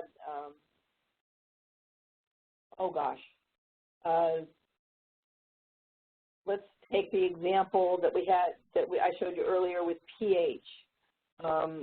The data collection sheet may have had a list of, I think there were 8 items, so it would be 1 through 8. Maybe they had acid or base or whatever, and then they put pluses or minuses, correct or incorrect, across here. Here's the other essential piece. Here's your baseline. This needs to be month, day, and year, and then you have to have at least 6 data collection points after that baseline. Okay, here's a comment box, here's your accuracy, here's a prompt level, physical model, verbal, gestural, and the performance summary. This line must be filled out. You may not fill out all these 10 lines. You know, this is just, again, it's a generic form. Use it as you need to, or you can make your own. You may not want to include comments on there. You can just leave this blank. Accuracy, correct or incorrect, this is the code for, or the key for how this is notated here. Again, there are several different forms beyond the 2 that I've showed you, of task analysis and this one in Appendix B.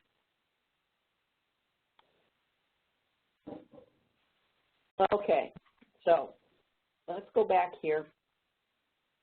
Entry cover sheet, data collection sheet, which is also required. Again, all requested information must be provided, including a legend or key. There must be a minimum of 7 total data points, 1 baseline and 6 additional data points. Again, if the entry cover sheet, or I'm sorry, if the data collection sheet is not filled out properly or is missing that entry, matter and reaction, for grade 8, or forces, or genetics for biology, or life science for grade 5, the entry will score 0 for all dimensions if the data collection sheet is missing or incomplete. This is about teachers crossing the T's and dotting the I's and making sure that they have complete information so that the scorers can score the student work. Okay? Everyone is held to the same standard. This is one of the few ways we have, since this is a portfolio, we see many, many different kinds of evidence and everything else, which is great. Okay? It really is made specifically to what the student knows and can do. So, but these rules, if you will, are standard for everyone. Everyone is held to the same set of rules. I can't say school A, well, they kind of didn't get their entry cover sheets filled out okay, but I know what they meant. I'll accept theirs, and yet schools B, C, and D filled out the entry cover sheets properly. So everyone is held to the same standard. I don't say these things to scare you, but that's the consequence if teachers don't pay attention to what needs to appear on each one of these pieces of the portfolio entry. Okay, there's an activity description form. This is a required form, and it explains the activity. It is based on your standards-based activity statement that is on the entry cover sheet, so there is a link there. And it lists the supports provided for the student to enable independent responses. If the activity description sheet is missing, the entry will receive a score of 1 for support. Okay, there's a consequence. This is not a difficult form to fill out. It's in Appendix B, and there's an explanation of what needs to be on it. This is, let me show, I don't have a complete picture of. Anyway, this is what's on here. There's the student name, the date, the page numbers that it appears on, a brief description of the activity, and there's several lines provided. But provide a detailed and specific list of the supports provided to the student that promote independent responses. Okay, this is all about independent and correct responses. So what supports does the student need, as opposed to prompts, which could be verbal or gestural? Color coding, that's another thing that gets to be problematic. But what supports? Do they need a book? Do they need a calculator? Do they need a pencil grip? Do they need body positioning? We talked about that all a little bit earlier. And then there's a little paragraph that says, check all that apply below and any other supports and strategies used. Be really specific. What you'll see on the activity description is a checklist. These are ones that are commonly used. And then there's a space here for other strategies and tools. Any support you give the student, write it down, okay? Because there is a score given for supports. And what the scorers are looking for is the student adequately supported in their ability to make independent and correct responses? And many people use this, and sometimes people don't write anything here, but I would encourage you to write down any supports you provide for your student beyond what is listed on this checklist. And this isn't an exhaustive list by any means. These are some that are commonly used. Okay. And then, student work evidence. Again, the student must contain at least 6 and no more than 8 pieces of accompanying work evidence. The dates on the work evidence must match the dates on the data collection sheet. Now, the entry will score a 1 for all dimensions if the work evidence is missing, incomplete, or cannot be used. I encourage people to submit 7 or 8 pieces of work evidence, kind of to give them a cushion. Let me go back up here. Gosh, don't know how far I have to go. Some of the work evidence. Okay, let's just take a look at this one. Let's say I have 5 or 6 of these sheets presented over time, and the student gets progressively better at this. So I'm giving you kind of a what-if situation here. But as I go through these, and maybe 2 of them, let's say the entry contains 6 pieces of work evidence, but the date is missing on 2 of them. If the date is missing, the scorer cannot use that piece of paper, that singular piece of work evidence, for scoring. So if 2 out of 6 are missing the date, but the others can be scored, then how many pieces of work evidence do we have? We have only 4 that can be scored. That is not enough. You have to have at least 6 scoreable pieces of work evidence. So then that takes us back to, if I can find it,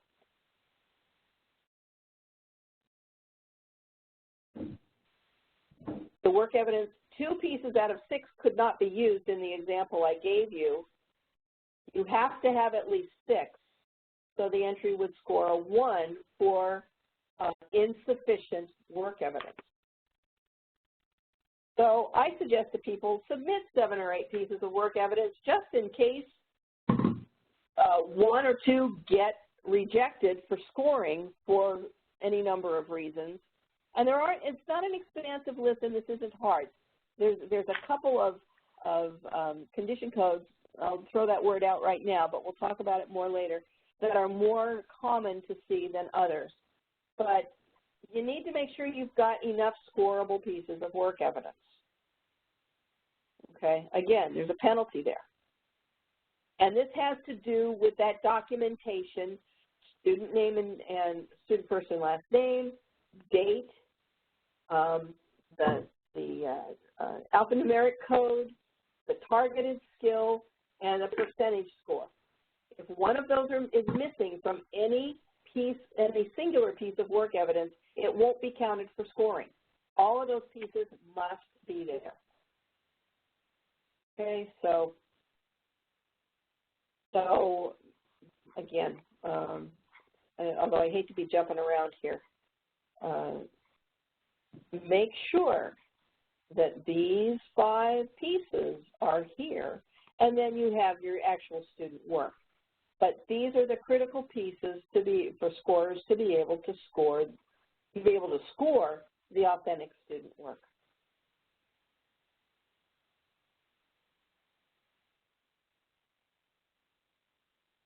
Okay, let's talk more about data collection. Again, there's a data chart, graph, or table. It's required. And here's the protocol. Collect 1 data point prior to instruction without prompts to establish a baseline or starting point. The critical feature here is this. The baseline data must be at or below 50% for all students. The reason for that being, if the student on the baseline without prior instruction and without a lot of prompts can perform at 70, 80, 90, 100%, if the student is at 100% on the baseline, how can they show any progress? So you want to give the student something to work on. So the baseline should be 50% or lower. In general, most baseline scores come in at 0, 20%, 30%, 40%. But we do see some baseline scores that are at like 70 or 80%. Doesn't mean, it means that you can't make very much progress if you're already at 80% without instruction. So make sure that you're presenting the student with something that is challenging for them, but that mastery is attainable. Okay, and then collect at least 6 additional data points over time. Each task or activity should be conducted on a different date. Do not collect data twice in the same day, in the same calendar day. Okay, you can collect data on consecutive calendar days, but not on the same day. Okay, and again, all of this should match, the dates should match the data points on the data collection sheet. Now, so in the event that you have baseline data and you have 8 data points on the data collection sheet, but you only submit, say, 6 pieces of student work evidence, that is all right. You have to submit at least 6 pieces of work evidence that match 6 of the dates on your data collection sheet. So here's a different data collection sheet that's available in Appendix B. This is for correct and incorrect responses. Again, student name, standard code, the dates, targeted skill, and a key. Those are the critical features. And the performance summary. This line here, again, expressed as a percentage. Okay. Baseline plus at least 6. That's for the data collection sheet. You only need to have 6 pieces of work evidence, a minimum of 6 pieces of work evidence that correspond to these dates, even though there are at least 7 here if you have baseline plus 6 data points. Some people submit, say they have 8 pieces of evidence. They submit all 8 pieces and all 8 pieces match, okay? That's fine too. The minimum is 6 that match, and then for the data collection sheets, they have to be scoreable. Okay, this is an important slide. Independent and accurate student performance is the goal. You can vary your setting events. You can vary your supports. This is what we do best as special educators. We know how to adapt and modify things. That's why it's really nice to collaborate with a general education partner. They can give you the curriculum pieces for all students, and then you can adapt them and modify them for your student. Okay, setting events and supports are documented on the activity description form that I showed you just a few slides back. Again, this is a required part of the entry. Here's some do's and don'ts. Do use supports and setting events and verbal redirection. It's okay to give verbal directions that are not necessarily prompts, okay? So if you say, think about what we practiced during instruction, think about what we practiced when you do this activity, or check your answer. You're not giving anything away. You're asking the student to reflect. That's not a cue or a prompt, okay? That's task direction, and that is acceptable, okay? Also, again, about task directions, point to whatever, or, you know, read the letters or read the words. Give the student the supports that they need to be able to demonstrate the targeted skill independently and correctly. If they need to use a calculator, then we need to have a calculator available to them if they're doing a science experiment. Okay, provide a minimum of 3 possible answers if the student is responding to multiple choice questions. So you have the correct answer and then 2 distractors or incorrect answers. And this one's kind of, given that we work with kids with significant disabilities and sometimes with problematic behavior or medical problems, observe the student at a different time if the session is interrupted by medical or behavioral issues. You know, we know on some of our kids, when they walk in the door in the morning, it's just not going to be a good day to do assessments. And so pick a different time. We're not locked to, we have to do assessment on Thursday between 10 and 12. This is real flexible. Let's catch the student when they're at their best, and make sure that we build a scenario for them where they can be as successful as possible. A couple of don'ts: don't conduct multiple programs on the same day. Again, you can only do 1 data collection in one 24-hour period on each strand. Some people do develop all 3 strands consecutively. It is not recommended. It gets the kids really confused.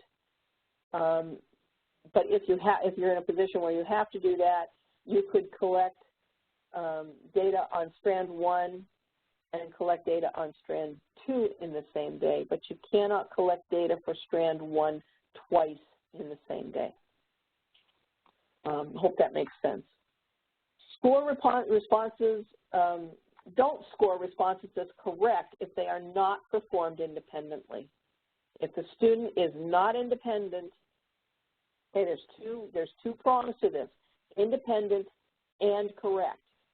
If they are prompted and get the correct answer, it still counts as incorrect because they did not perform independently. Okay?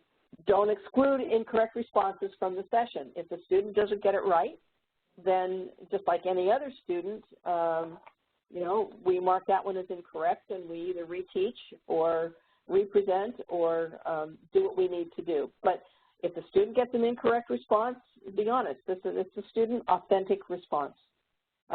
We prefer it be right, we prefer it be correct, but if it's not, then we mark it as incorrect.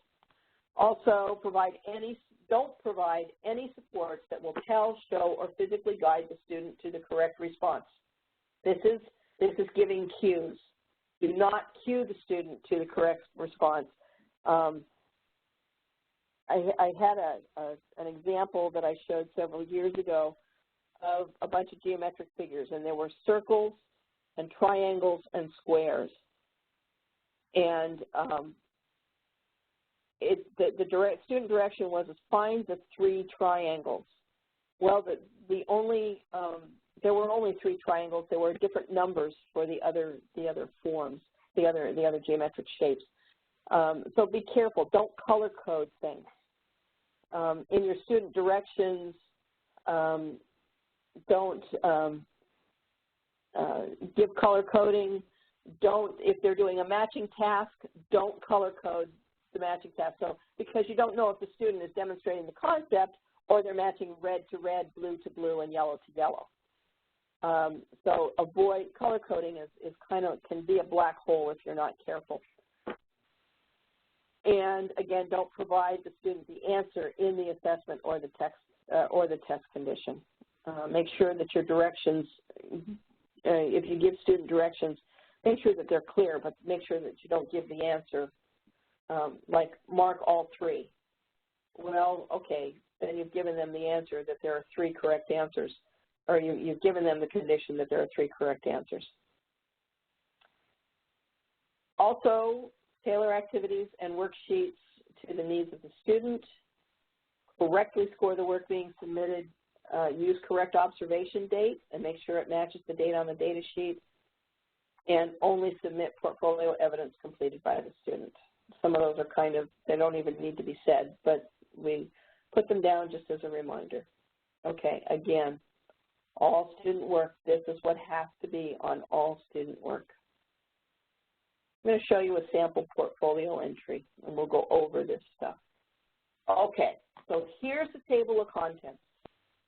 Student name, the grade, date of birth, the student ID number, and there will be a sticker that you will affix to the top right-hand corner of the table of contents. Okay, section 1. Now this is an older table of contents, although it is an authentic one from a student. We are not using the learner characteristics inventory this year. It'll be performance dimension determination form, and it will be page 1. It won't be pages 1 through 3. It'll just be page 1. Parent validation will be page 2 for this year, 2017, and administrator validation will be page 3. So here's the science strand, structure of matter. And this is an old form because now this is called matter and reactions.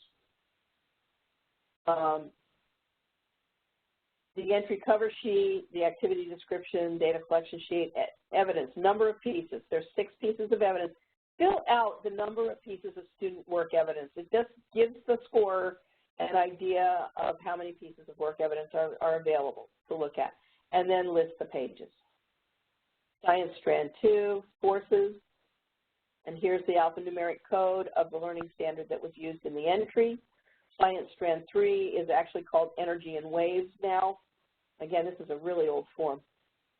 And then here's the alphanumeric code of the learning standard. The page range, how many pieces of evidence. Okay. So here is an entry cover sheet for grade 8. This was one from last year. So it says 2015, 2016. Your entry cover sheets this year will say 2016, 2017, and include the full year. 2015 dash, 2000, whatever. You can use a dash or a slash or whatever, but it should list full year years. Student's first and last name. Okay, learning standards. So here we have learning standard. Here is the alphanumeric code, and here is the learning standard for all students. You need this and this. Read them both under learning standards. Whoops, standards-based activity. I'm going to let you read that. I don't need to read it for you. And the targeted skill.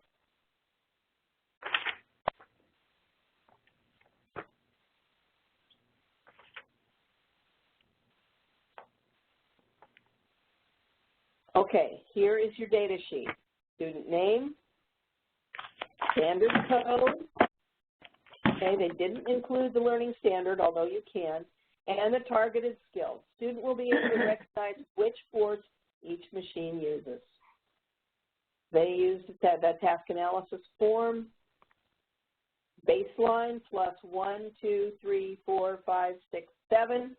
There is enough data on the data collection sheet for it to be scored.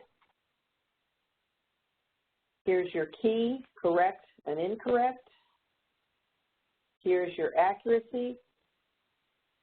And then the performance expressed as a percentage.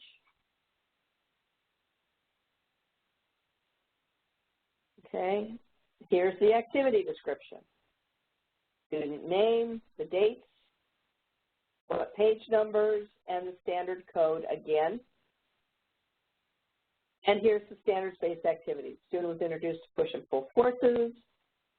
I'll let you read that through.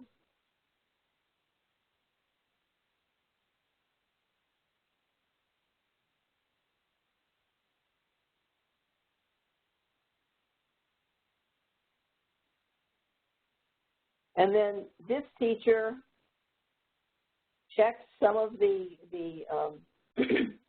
given supports, commonly used supports. This teacher did not add anything extra here. The student wouldn't, neither the teacher nor the student would be penalized if other things weren't added. But again, I strongly encourage people to be specific and be complete. And it could be that this student just didn't need any more than this. And that's fine too. But this is a required piece of the portfolio components. If it's missing, we cannot score for supports. We can score for performance and complexity, but we cannot score for supports. So they would receive a 1. Student would receive a 1 for support if this is missing. Okay? This is part of your responsibility to make sure that this form is included in the portfolio entry. Okay, so here's your work evidence. So here's the student's name, the date. I'm going to bounce back and forth a little bit here. So this says 4/20/16. Here is 4/20/16. 75% accuracy. 75% accuracy. Scorers will look for this. It needs to match up, or we can't count this piece of work evidence if it doesn't match the data collection sheet. Okay? This person included the fraction, which is fine. 6 out of 8 is 75%. Looks like there's an error here and an error here. Student wrote push or pull. Now, in this particular example, you're going to see this same piece of the same worksheet multiple times. You are not bound to use the same thing all the way, the same worksheet all the way through. You can, but there are a number of reasons to not use the same worksheet all the way through. If the student masters the task, or if the task is too difficult, you may need to modify the task, in which case you could fill out a second activity description sheet to reflect the different pieces of work evidence. However, only one is required. Here's the second piece, 4/22. Here's 4/22, 75%, 75%. This matches, this is scorable. And as we go through these, so this is the third piece. It is also scorable. And this match, I'll tell you, it matches. 4/26 on consecutive days. Nothing is collected on the two on the same day. Here's 100%, 100%, 100%, and 100%.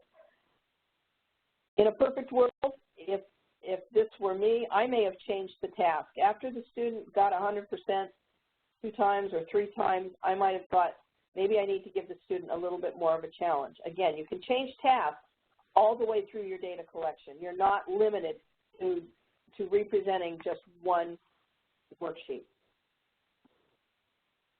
Okay, questions?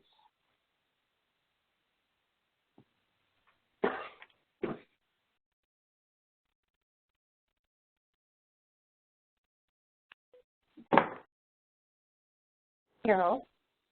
Yes.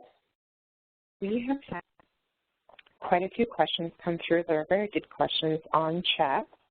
So I'm just going to run down through them, and then I can reply to everybody and give answers. Okay. So the first one, or the first few were, will portfolios be available? And those are, so that is an answer of yes. We'll have binders at the March trainings. I know you said that a few times. I just wanted to reiterate that. The next one is, for our evidence, does it have to be an original sheet of paper or can it be a copy?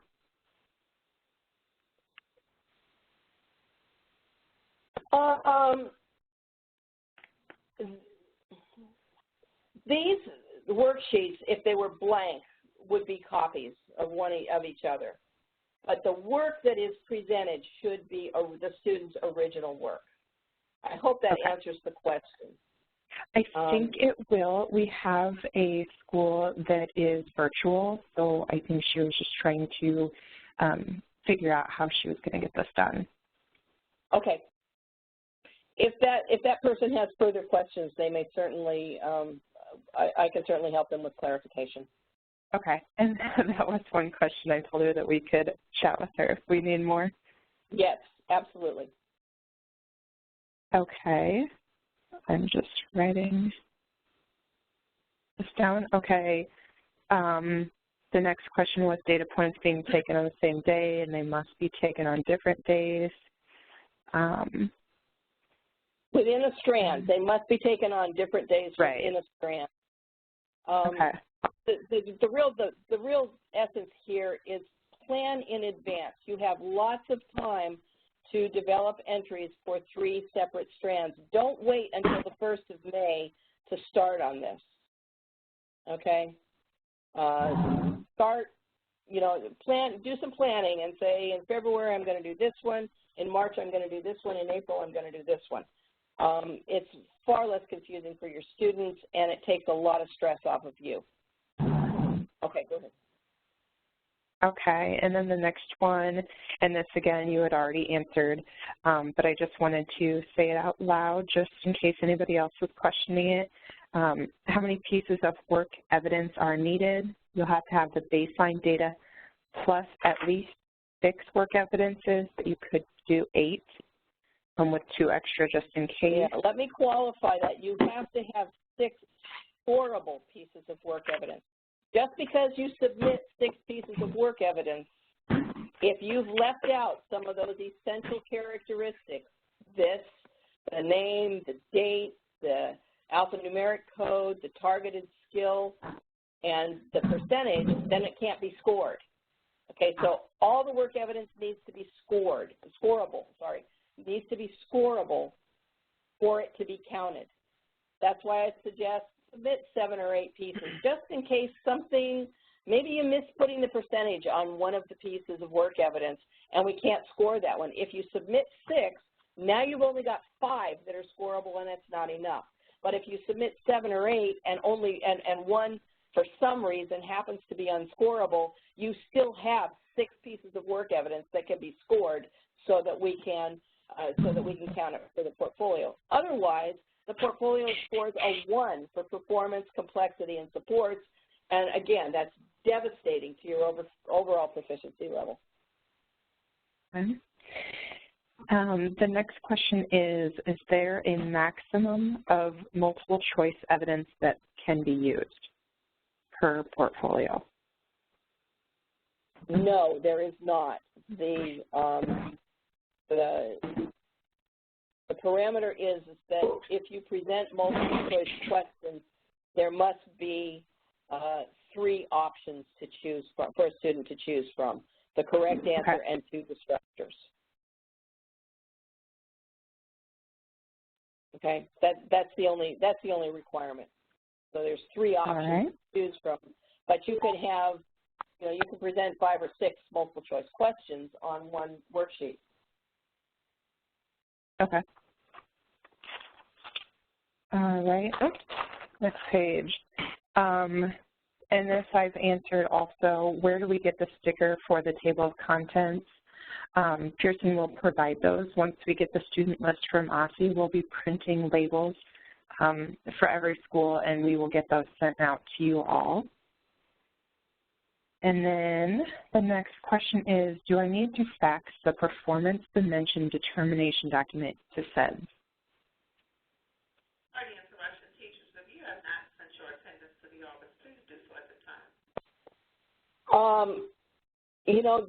That is an OSSE question, and I will defer that to Dr. Mead, and we will get an answer for you. There will be a Q&A published of all the questions that are posed here during the presentation, and that will be posted to the OSSE website next week sometime.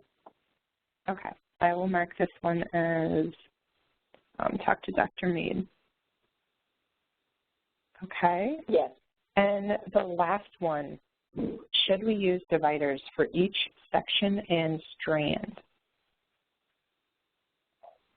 Dividers are not required. If you want to put dividers in your portfolio, in your binder, to make it to organize it, that's entirely up to teachers, which prompts another thought of mine. You do not need to put all the student work in sheet protectors. It's not required. You can do that as you wish, but we don't require sheet protectors for student work or any of the portfolio components. Okay. We have a few more here on chat. Just jotting down notes quick. Okay, is there a penalty for students getting correct answers before data point 6? No, not at all. Okay. Let's look at this example. Let me show you the data collection sheet. The baseline here was right at 50%. Okay, this is the outer lit for baseline data for the percentage correct. It should be 50% or lower. So this is acceptable because it's at 50%. If it were at 55 or 60 or 75%, that baseline data, then we would not be able to accept the data collection sheet. Okay, but let's look at the data. On the first data collection day, they were at 75%. 75%, and then look at all the subsequent days, they were actually at 100%. There is no penalty for the student for this. If I were a teacher and if I were using this data to inform instruction, after the student got 100% three times in a row, I might consider changing the task here to something that might be a little more challenging for the student. The student has obviously mastered whether these figures are pushes and pulls. Now you notice that all of these data collection sheets are the same. Maybe you want to vary your examples rather than presenting the same ones every single time. There are other ways to demonstrate pushes and pulls to see if the student can generalize the task and generalize the concept to different pictures. Go ahead. Okay.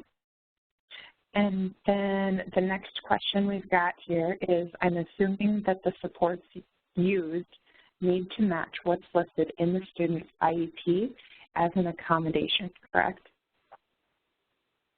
I would use the IEP as a guideline for what kind of supports the student needs.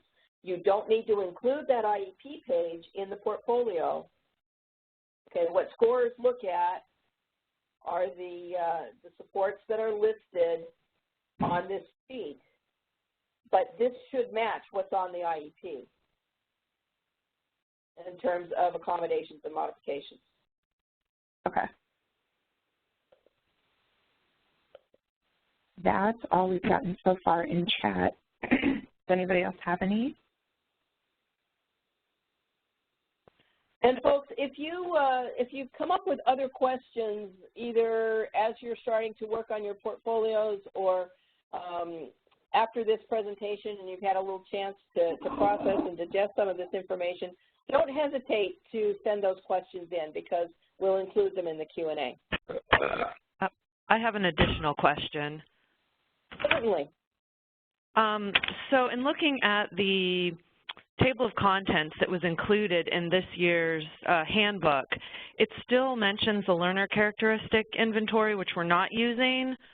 So yes. Is there going to be an updated version of that sent out, or are we just crossing that out and writing performance dimension determination?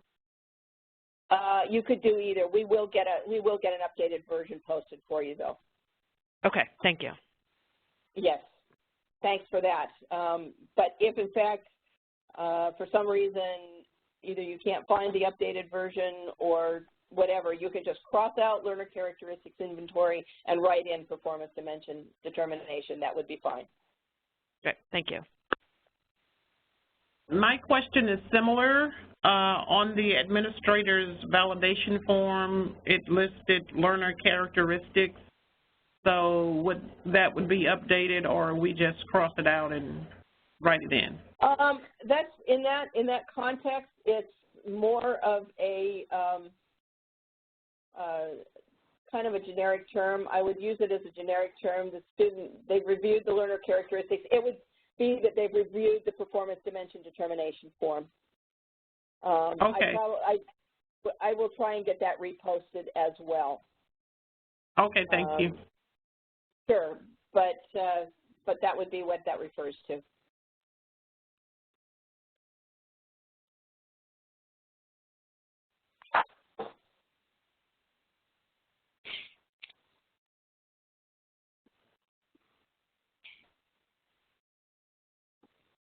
Any other questions at this time?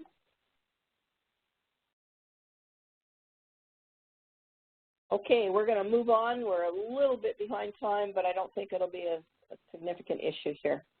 The fourth module, we're going to talk about scoring criteria. We're going to talk about condition codes. Those of you who have experience with the portfolio are familiar with condition codes. These are codes that are applied when, for various reasons, the entry or the student work cannot be scored. And this is new for everyone, the materials control checklist, and then we will wrap up. So let's talk about scoring first. The science alternate assessment is scored on 3 dimensions: performance, complexity, and supports. Okay, the performance is, you know, they got 75% accuracy, 100% accuracy. Performance is scored a little bit differently depending on if the student is working under the attainment model or the progress model, and I'm going to get into that here in just a couple of slides. The level of complexity, this dimension is used to determine the depth of knowledge of the targeted skill according to Bloom's taxonomy. And you can also use the entry points document as kind of I'm trying to think of the word, as kind of an indicator of how complex a task your student is performing. Again, performance of these two, performance is more important because this is about independence and correct responding to a concept, to a set of challenges, a set of tasks. The level of complexity is just what is the cognitive load of the task. Some students just don't do very complex tasks. Other students do. But performance, we want to see kids perform independently and accurately regardless of the complexity of the task. Okay, and then supports is, you know, are the supports provided age appropriate? and meaningful. Okay, this is the scoring rubric that is used, and you may look at this, you may use this to determine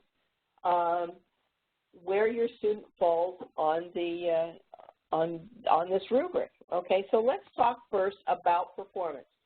And you see here attainment or progress. This is what the performance dimension determination form helps you determine, and is what scorers will use to determine how they score performance. Attainment is a straight up percentage based on 100% accuracy, based on mastery. Okay? So, and this is on a 5-point scale. So 1, 2, 3, 4, 5. If the student scores 90 to 100%, then they score a 5. If the student scores 0 to 40%, they score a 2. If the targeted skill is not related, is not linked, it scores a 1. Okay? So you need to be doing something that's related to that learning standard. Now for progress, this is the percentage of points above baseline. Our progress kids are our most severely challenged kids and may not reach mastery within a school year. So their performance is scored a little bit differently. So you have of your baseline score, which needs to be from somewhere, range somewhere from 0 to 50%. Okay? What we do when we score performance for progress dimension students is we look at that baseline score, and I'm just going to give you a what if. What if they scored 10% for the baseline? And when all is said and done and all the data collected, the student has gone from 10% to 30%. And that's their ending proficiency, or their ending performance score is 30%. So we take that 30% and we subtract the 10%, which was 10% was the baseline score. Okay, the percentage points above baseline. So 30 take away 10 is 20. So the student would score in this range, 10 to 24% above the baseline score. That is how performance is determined. Complexity, we're starting to get a little bit short on time, so I'm going to go over this a little bit quicker than I'd like, but all of this is in, oh gosh, I don't remember what chapter it is. I've got it referenced, and I believe it's chapter 4 in the Procedures Handbook is a detailed description of how scoring works. But here, for complexity, to score a 1 or a 2, the student is really working on prerequisite skills, and I've got a slide for you on that. For a 3, the student's work has been modified to a lower cognitive demand, okay? For a 4, part of the cognitive demand is present. Let's look at the SARA part, the one where the student wasn't constructing a model of an atom, but they were identifying the parts. So that student may score a 4 for complexity, as opposed to the student working at the same cognitive demand as the grade level expectation or as the essential and prioritized skill. So again, a lot of teachers look at this rubric and say, well, I want a 5 for complexity, but if the student is working down here, then this is where the student needs to be, because we want independent and correct. If we're not independent and not correct at a task that's too hard, it kind of defeats the purpose. The closer you get to the student performing at the same level as typical peers, the higher the complexity of the task is. And you'll see that reflected in the entry points document. And then there's supports. And supports here, I really want to emphasize the age appropriateness of stuff. Here, they're age-appropriate materials, but they're not clearly linked to the demonstration of the targeted skill. The supports that you have to be relevant for the student to demonstrate the targeted skill independently and accurately. So in this block, oh, darn, I lost my cursor again. They're not clearly linked. They're linked, but not to grade level learning standards. And then here for age appropriate materials, that they are age appropriate and they are linked to grade level standards. Let me give you a really obvious, kind of obtuse example. A lot of kids need counters, and in science they may be counting certain things if they're doing an experiment or something like that. If you have a high school student who is doing some counting, would you want to use teddy bear counters or something like Unifix cubes or buttons or beans or something else?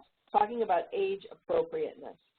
Teddy bear counters or dinosaur counters may not be appropriate for a high school student, whereas Unifix cubes or something else to count that it doesn't appear to be quite as juvenile may be more appropriate. Okay, but let me give you a however for that, and this is a place where teachers can make notes. Say you have a student who's also on the autism spectrum and who has cognitive delays, and the only things they will work with are dinosaur counters. They're 16, 17, but that's the only thing they'll work with. Teacher could make a note and say, realize that dinosaur counters are not age appropriate, but these are the only manipulatives the students will work with. Okay, give the scorer that kind of a note. That helps. Okay. And when we're at scoring, those kinds of questions are typically brought to the scoring director or myself, and we evaluate knowing what's in the portfolio and what performance dimension the student is working on and all of those kinds of things. So small notes to the scorer for clarification purposes helps the scorer be able to rate level of complexity and supports appropriately. This is in Appendix C in your in the Procedures Handbook and is also on page 29. Okay, guiding questions for performance. Was the baseline at or below 50%? Is the targeted skill aligned to the learning standard? An entry gets scored for performance, when we're scoring performance, gets a condition code for insufficient data. Again, if the names and dates on the data collection sheet or work evidence is missing, we can't score it if there's no name or date.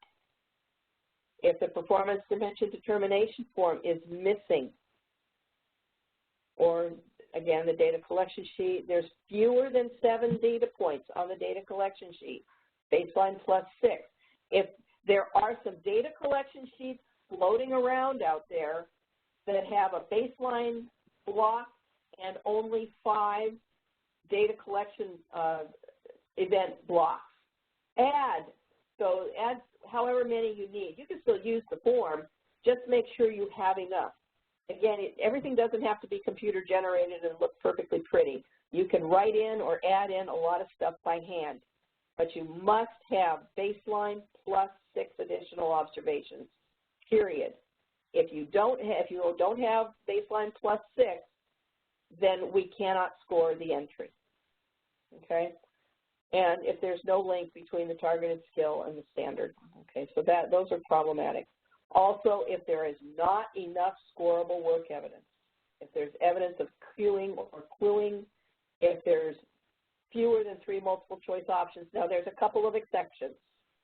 If you're doing true, false, if it's a binary response and that's the only response there is, you can't have 3, then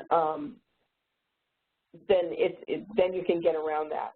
For reading, an example for reading would be cause and effect. There aren't 3 options. There's one or the other. But for science, it could be true, false. Then you could have fewer than 3 answers. But in general, if you're going to present multiple choice type questions, you should have 3 options. And if the work samples are incorrectly graded, so make sure you have them graded correctly. Another thing, and we don't see this very often anymore, but don't make up your own learning standard if you don't like what's in Appendix D. Okay, use the learning standards that are presented and adapt and modify materials that create an activity that is aligned to the learning standard as presented in Appendix D. Yeah, don't go rogue and make up something of your own, because we can't score it if it's not in Appendix D. Okay, this is a repeat of the level of complexity. No basis of learning standards. The student is working on prerequisite skills or access skills. This would score a 1, 2, 3, 4, 5.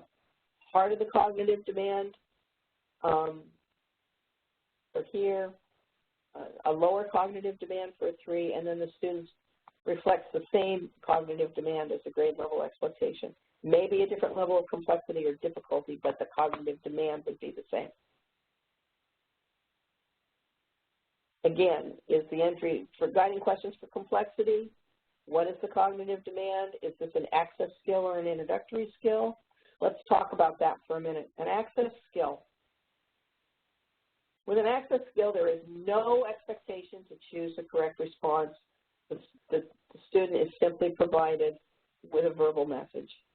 So if a student is learning to activate a switch in conjunction with instruction in science, so the student is given, this is about desert habitat, the student's given a switch with a picture of desert climate. All they have to do is touch it. They're really not showing a whole lot of conceptual knowledge of a desert habitat. They're just, this is an access. This is teaching them to access the switch. An introductory skill would be having a student identify a periodic table versus finding an element on the periodic table. Okay, so this would be a prereq skill. The student has to identify the periodic table before they can do these other things. Okay, here's a 5th grade. Learning standard. The essential and prioritized skill for this is to explain what a solar system is and how the Earth fits into it. So a non-example of a targeted skill at level 1, of complexity, and a targeted skill that would not fit with complexity, a student will identify the term outer space. It's not related. The student will activate a switch. Student will identify, for level 3, the student will identify the Earth when presented with a diagram of the solar system. This is at a much lower complexity level. We're getting there, but it's at a much lower complexity level. For level 4, the student will sequence the order of the planets based on their distance from the sun. And then at the highest level of complexity, the student will describe the properties of a solar system. Far more complex here than here, level 3. Most complexity scores come in at level 3, level 4, or level 5. Occasionally we see some level 1 or level 2 complexity scores, but if that's where your student is at and that's where your student can interact with the activity, then that's where he or she needs to be. Really? Again, it's kind of the same kinds of issues. Things have to line up. They have to be aligned. And then here's supports. We went over that in the previous demonstration of the rubric. Is there any evidence that adaptations and modifications were made? Well, okay, so here's another scenario. What if the student doesn't need any adaptations or modifications to perform the task that they need to perform? Make a note, student didn't need any adaptations or modifications. No supports were needed. Okay, but the other things that you need to consider is, are they age appropriate? Your supports, If the student is in high school and it's clear that you're using a first grade workbook for science, that's not necessarily age appropriate. Is the student making progress? Again, you can use your data to inform instruction. If the student is not making progress, then you either need to change the difficulty of the task or change the task.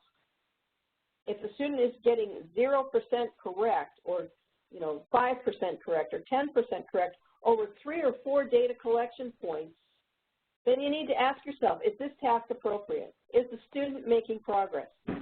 What can I change to show that the student knows this concept? And are the supports connected to the demonstration of the targeted skill? And do the supports promote demonstration of grade level learning expectations? Okay. Again, kind of the same sorts of things. Supports, the activity description is missing. This is the biggest issue here. Condition codes. Okay, let's talk about condition codes.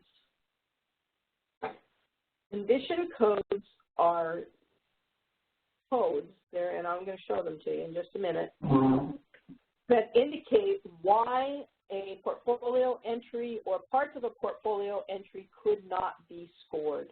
And it has to do with a lot of the rules that I talked about in the portfolio components module.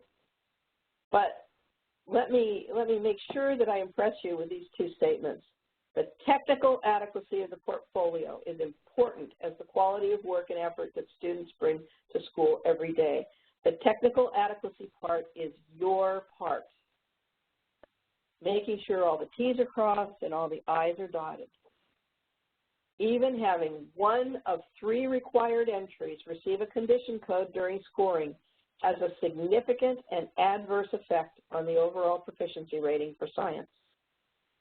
Because what happens is all 3 of these strands are scored individually. Then there is a composite score that is derived from that, and from that is where the proficiency score, advanced, proficient, basic, or below basic, is derived. So if you have 3 strands and one of those strands gets a 0 because the entry cover sheet was not filled out properly or adequately, then you have a third of your score, your overall proficiency score, is a 0. And it is highly likely that your overall proficiency rating for science for 2016 and 2017 is going to come out below basic. Okay? This is about technical adequacy, not about student work, but making sure that all the other pieces those standards that all teachers are held to are taken care of. So here are code descriptions. And this is how codes are scored for an entry. Now remember, there are 3 entries in each portfolio.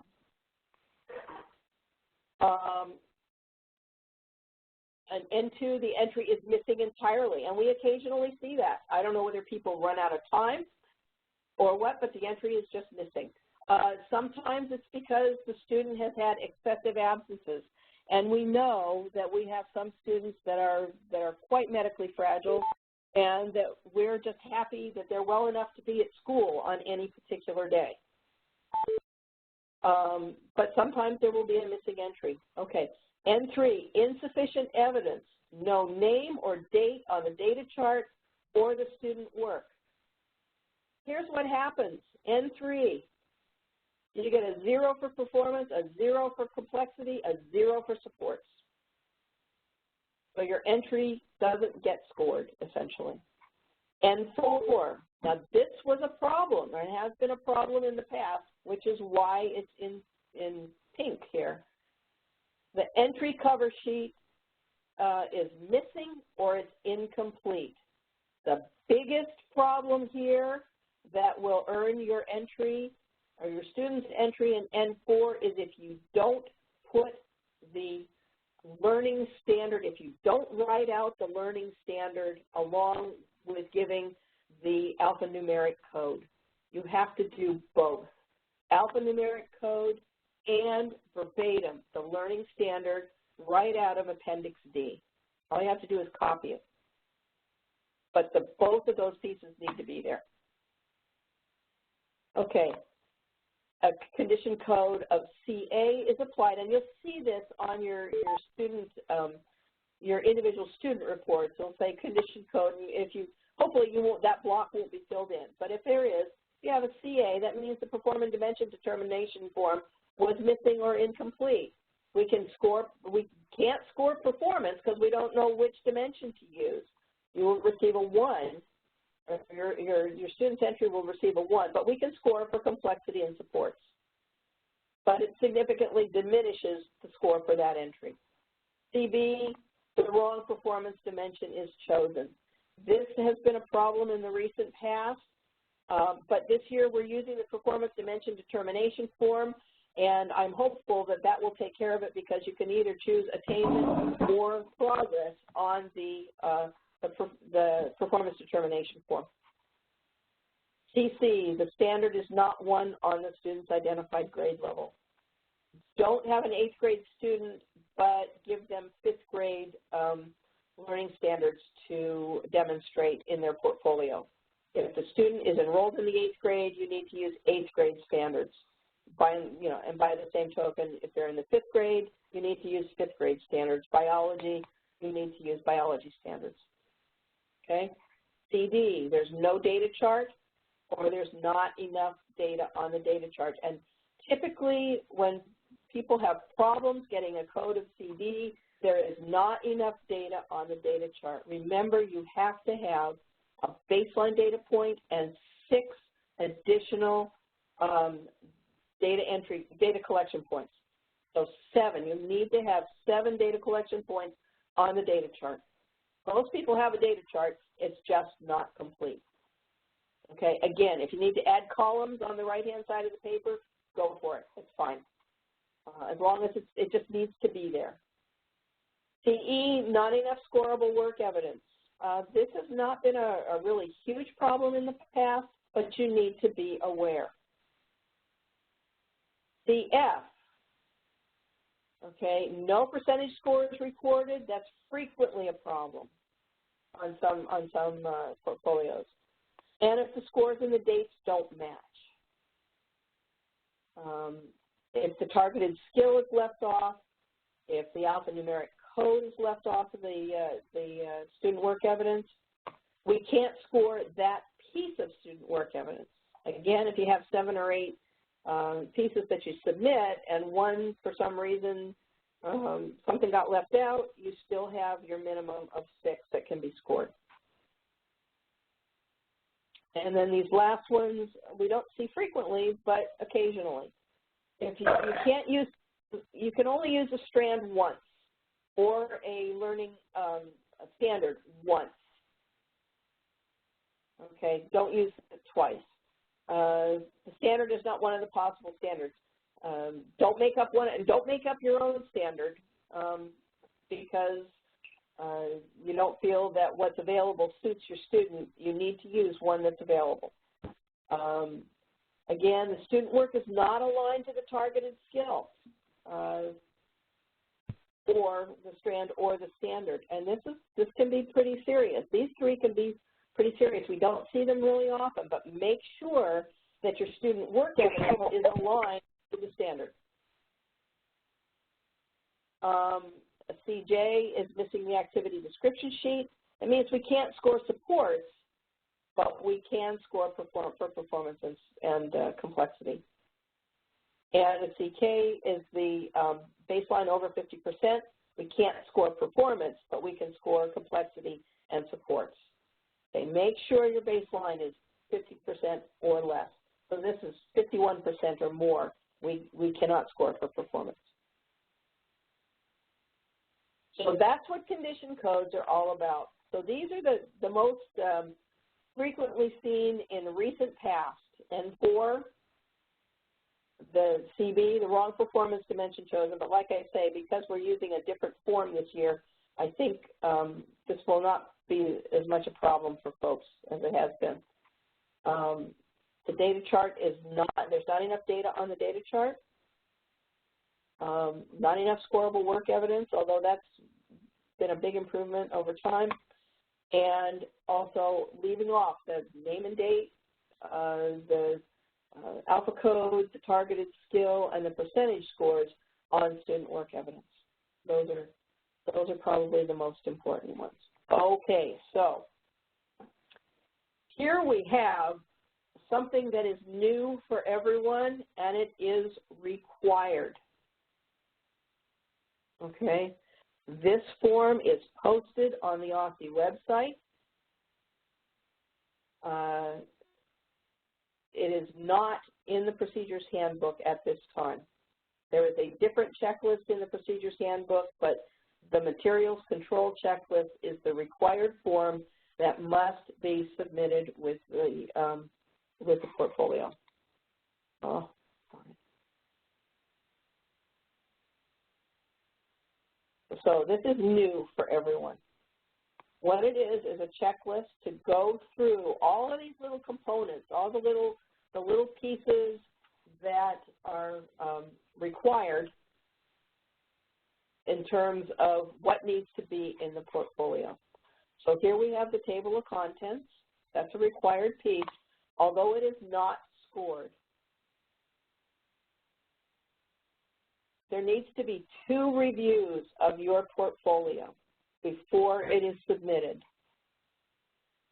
The test administrator or school test coordinator does a first review.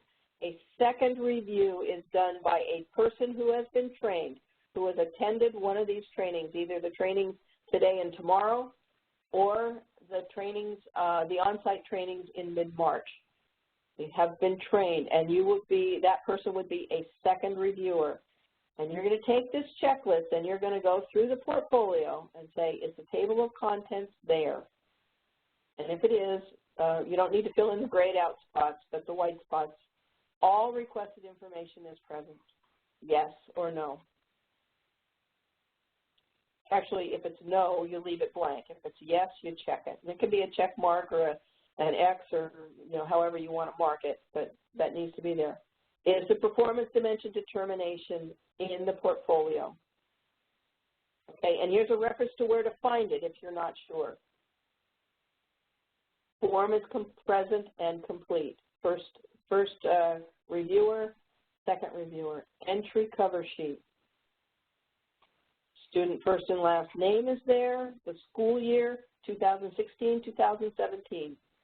For each strand, okay, the learning standard. And I want to point out to you that this "and" is in bold and capital letters. The alphanumeric code and the text of the standard is written verbatim. If either one of these are missing, the entry will score a 0. Standards-based activity is present. The targeted skill is present. For those of you who are teacher administrators, this is also a good checklist to make sure you've got everything. Okay, if you have all of these things present in your portfolio entries, the chance that you're going to get a condition code diminishes to almost nothing. Okay, so that's why the checklist is here, and that's why it's required. Okay, your data collection sheet, student name, alphanumeric code for the standard, the targeted skill, the observation dates, month, day, and year. Okay, don't forget the year. Baseline data, documentation of 6 to 8 observations after baseline, and the performance summary score expressed as a percentage. Okay. Most data collection sheets have a key. You will need to include a key if you use pluses or minuses or checks or anything else so that the scorer knows what they're looking at. There are occasionally a few data collection sheets that don't have a key and perhaps don't need one, but by and large, most do. Okay, your activity description form, student first and last name again, dates, page numbers, brief description, and the supports. Again, check them off. Make sure first that the form is there, And now make sure that everything else is there. And then student work evidence. Okay? So 6 to 8 pieces of scorable work evidence whose content is aligned to the learning standard and match at least 6 of the data collection observations found on the data collection sheet. Okay? And you can check them off. I've got 1, 2, 3, 4, 5, 6, 7, 8. However many you have, check the boxes. I've got 6. I've got 7. I've got 8. If you got 5, you need to, and hopefully it's not, hopefully you don't look at this checklist on May 26th, because then you don't have time to generate another data collection point. Okay? If you've only got 5, you're going to get a condition code of CF for that entry. It's a given. Again, these are the pieces that must be on each piece of student work evidence. So now what do I do with this? I'm the teacher. I've filled out my part. My school principal has been trained and filled out the second column, or another IEP team member, another test administrator can fill it out if your school principal or your school leaders have not been trained. But you need a second person to look at this. Both columns should be filled out. Let me back up here.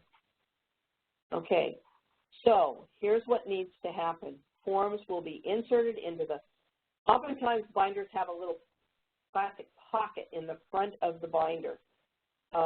You need to slip this form into the front cover of the binder. If there is no little flap to put the form into, you can 3-hole punch it and just put it right on top of the table of contents. So either place. We will be looking for this. Scorers will look for it either in the pocket under the front cover of the binder, or they'll look for it to be 3-hole punched right at the very beginning of the folder in front of the table of contents. Okay? This is not correct at this time. It is not in Appendix B, this checklist. It is available on the website. And if you're having difficulty locating it, please contact us or contact OSSI to find out where the link is. But this must be included with your portfolio binder. It's a great way to make sure that you have crossed all the T's and dotted all the I's. One of the best things that could happen to reduce the number of condition codes that were received. Any questions?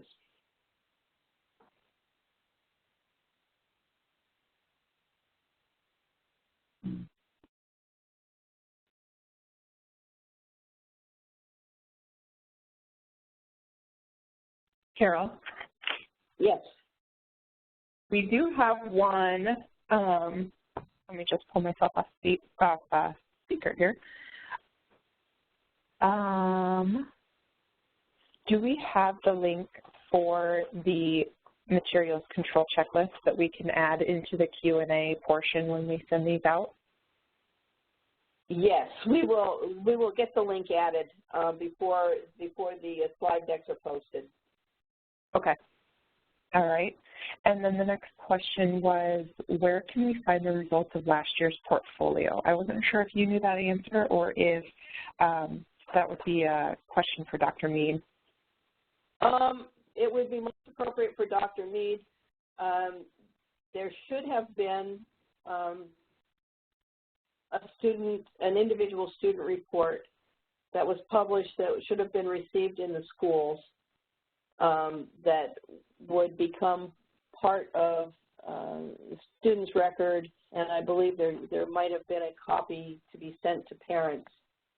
But I would check with OSSI on where or check with your school office, or ask your principal if they've received the student reports, because there is a report that goes out afterwards that tells how your portfolio how your student's portfolio performed.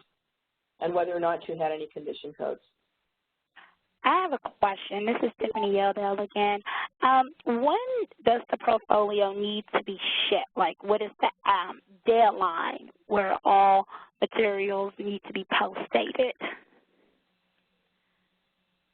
I'm so glad you asked. So, oh, right there. Yeah. Okay. So January 6th is come and gone. We talked about January 31st and February 3rd. Now, March 14th and 15th, there will be an on-site portfolio training session. One of the neat things about these on-site training sessions is you are invited to bring at least one portfolio entry if you have one already put together, and we will have people available there in the afternoon to discuss those with you and point out any potential problems that there might have, and also to let you know what's working, what looks really good. So you're all invited to come to the portfolio training sessions in March, and they'll be March 14th and 15th, and bring this year's work. We will not be able to look at last year's work, 2015, 2016 work, but we are more than happy to review the work that you're planning to submit for your students for this year, 2016, 2017, and go over those with you and answer any of your questions and everything else. As you might wish, we can do some small group discussions as well, which also segues into tomorrow's presentation from 1 o'clock to 3 o'clock in the afternoon, and we are looking at that. In that 2-hour session, we are looking specifically at technical adequacy and what portfolio components are required and what needs to be included on each one, and we're going to go over that in fine detail. And I would invite anyone who can come to participate in that. Again, what we're looking for is a reduction in these condition codes, because we want to show students in their best light. We don't want to have to reject student work because the ancillary pieces that are also important are not completed completely, or have errors in them that renders the student work to be not scorable. So I would absolutely invite all of you to come back tomorrow if you want more information on the technical pieces of the portfolio. And we can also include some things in there as needed on just how portfolio development happens and how those technical pieces fit together with all of that. Okay, awesome. And May 5th and May 9th. May 5th, the return shipping packets should be received in the district. When you get those, that's when you'll have your student ID tapes, the little stickies that go on certain pieces of the portfolio. That will be included with those return shipping packets. And then on May 9th, there will be a pre-submission training. It won't be super long, but we will go over shipping procedures and a real high-level review of what has to be in the portfolio. Awesome. May 26th, yeah, sure. May 26th is a magic date. You may not collect any more data after May 26th. I would strongly recommend that you start working, in the near future, especially if you're planning to attend the on-site trainings, and bring those portfolio entries for this year with you, and we'll be glad to look at them and give you any kind of tips or any kind of answer your questions, whatever you need. We really are excited about being able to provide that this year. But anything after May 26th doesn't count. And then June 2nd is the last day to ship portfolios via UPS to Soultree. And here is the address. You will be receiving in your return shipping packets UPS labels. They'll be pre-printed for you, and all the instructions will be there on how to ship your portfolios to Soultree. But June 2nd is the last day to do that. Well, thank you so very much. Oh, you're very, very welcome. Yes. Hello. Yes, this is Tamara Clark. I have a question in regards to, I saw you said that 2 people need to review the portfolio and rate the portfolio. They need to review the portfolio to make sure all these components are present. Okay. They don't rate the content. They don't need to rate the content. They don't need to rate the student work. What they're looking for is are all the required components present and appropriately filled out. This is about technical adequacy, not about the contents of the student work. Okay. Thank you. That's all I needed to know. Yep, I just wanted to clarify that, yeah. The scores, okay. The scores that score the portfolios are about the content of the student work. These checklists are about the technical components of the portfolio itself. So we've always had the checklist before. Okay, that's fine because we use the checklist. Good. With the checklist that's available in the procedures handbook has always just been an optional form. Yes. Now you wanted to use it or not. This year, this form is required and needs to be submitted with your portfolio. Okay.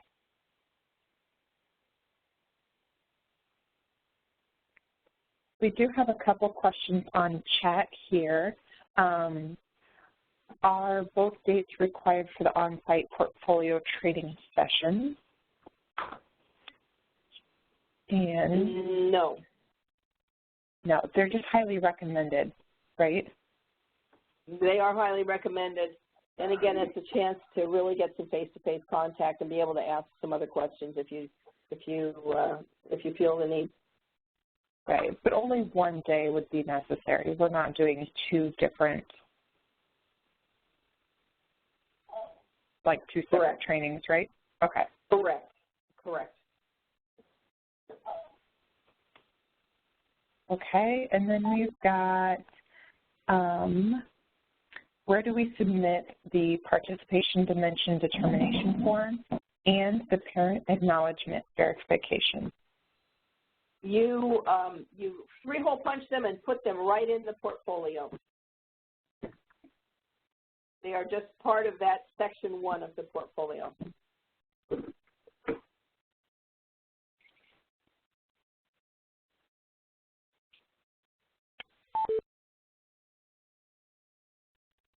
And I've got one last one here.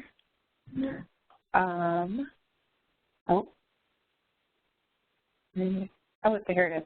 When are we going to find out the final list of students who are participating for the alt science portfolio? That's a good question. That would be something that you would have to verify through OSSI and Dr. Mead. I wish I had more information for you, but I will give you a more expansive answer in the Q&A that gets posted.